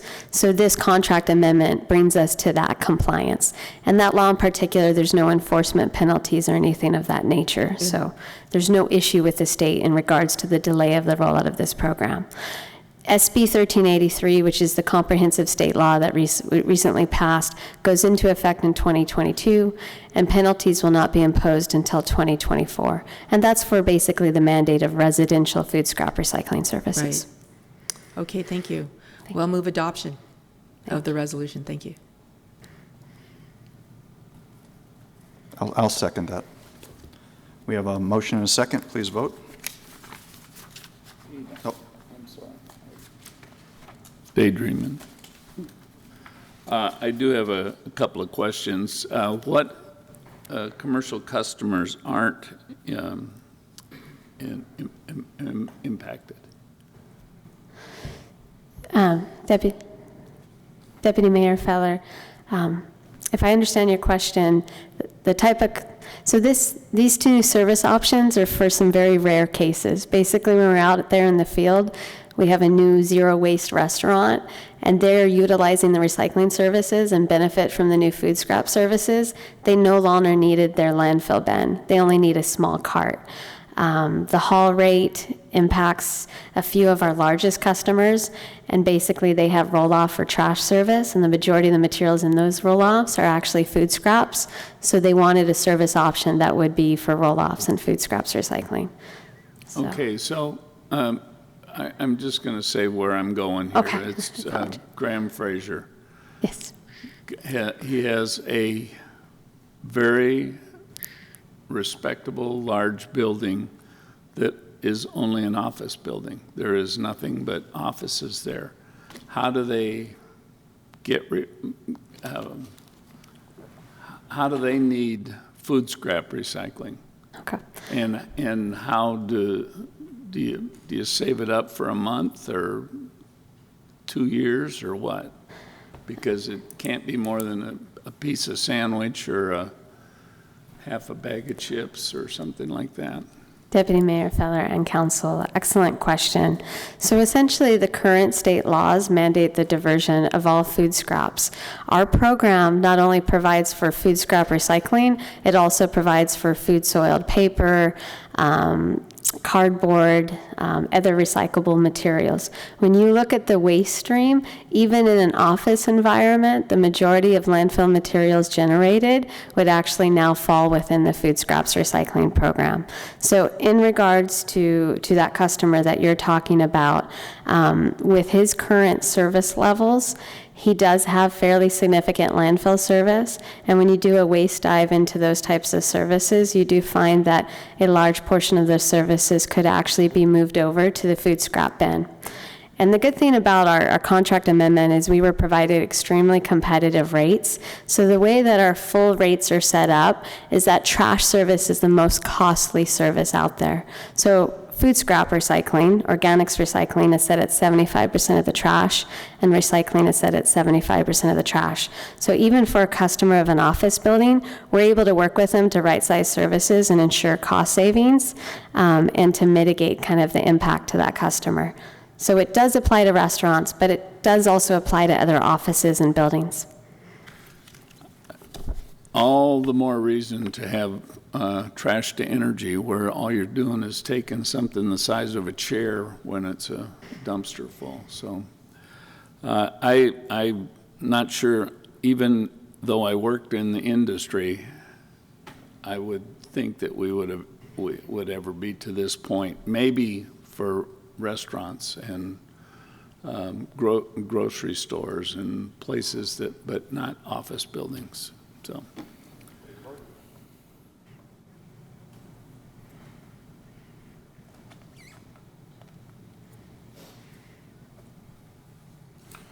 Motion approved, 5-0. Mr. Navarro, how about item 23? Under item number 23, we only had one email that wants to be read into the record from Frank Zimmerman. My name is Frank Zimmerman, and I am the Director of Coaching for the Oceanside Breakers. I am reaching out in hopes that you will consider supporting the movement to install artificial turf fields in the city of Oceanside, specifically for youth athletic uses. We are a city whose play fields are 100% natural grass, and while that is what we all prefer, it is just not solving the problem for our youth's needs. The rest of Mr. Zimmerman's comments will be available on the city's website, and it seems he's advocating for the artificial turf fields. And that concludes the public comment under item number 23. Are there any council member comments? Just want to say Happy Mother's Day. And with that, we will adjourn to our next meeting at 3:30 on Wednesday, May 20th.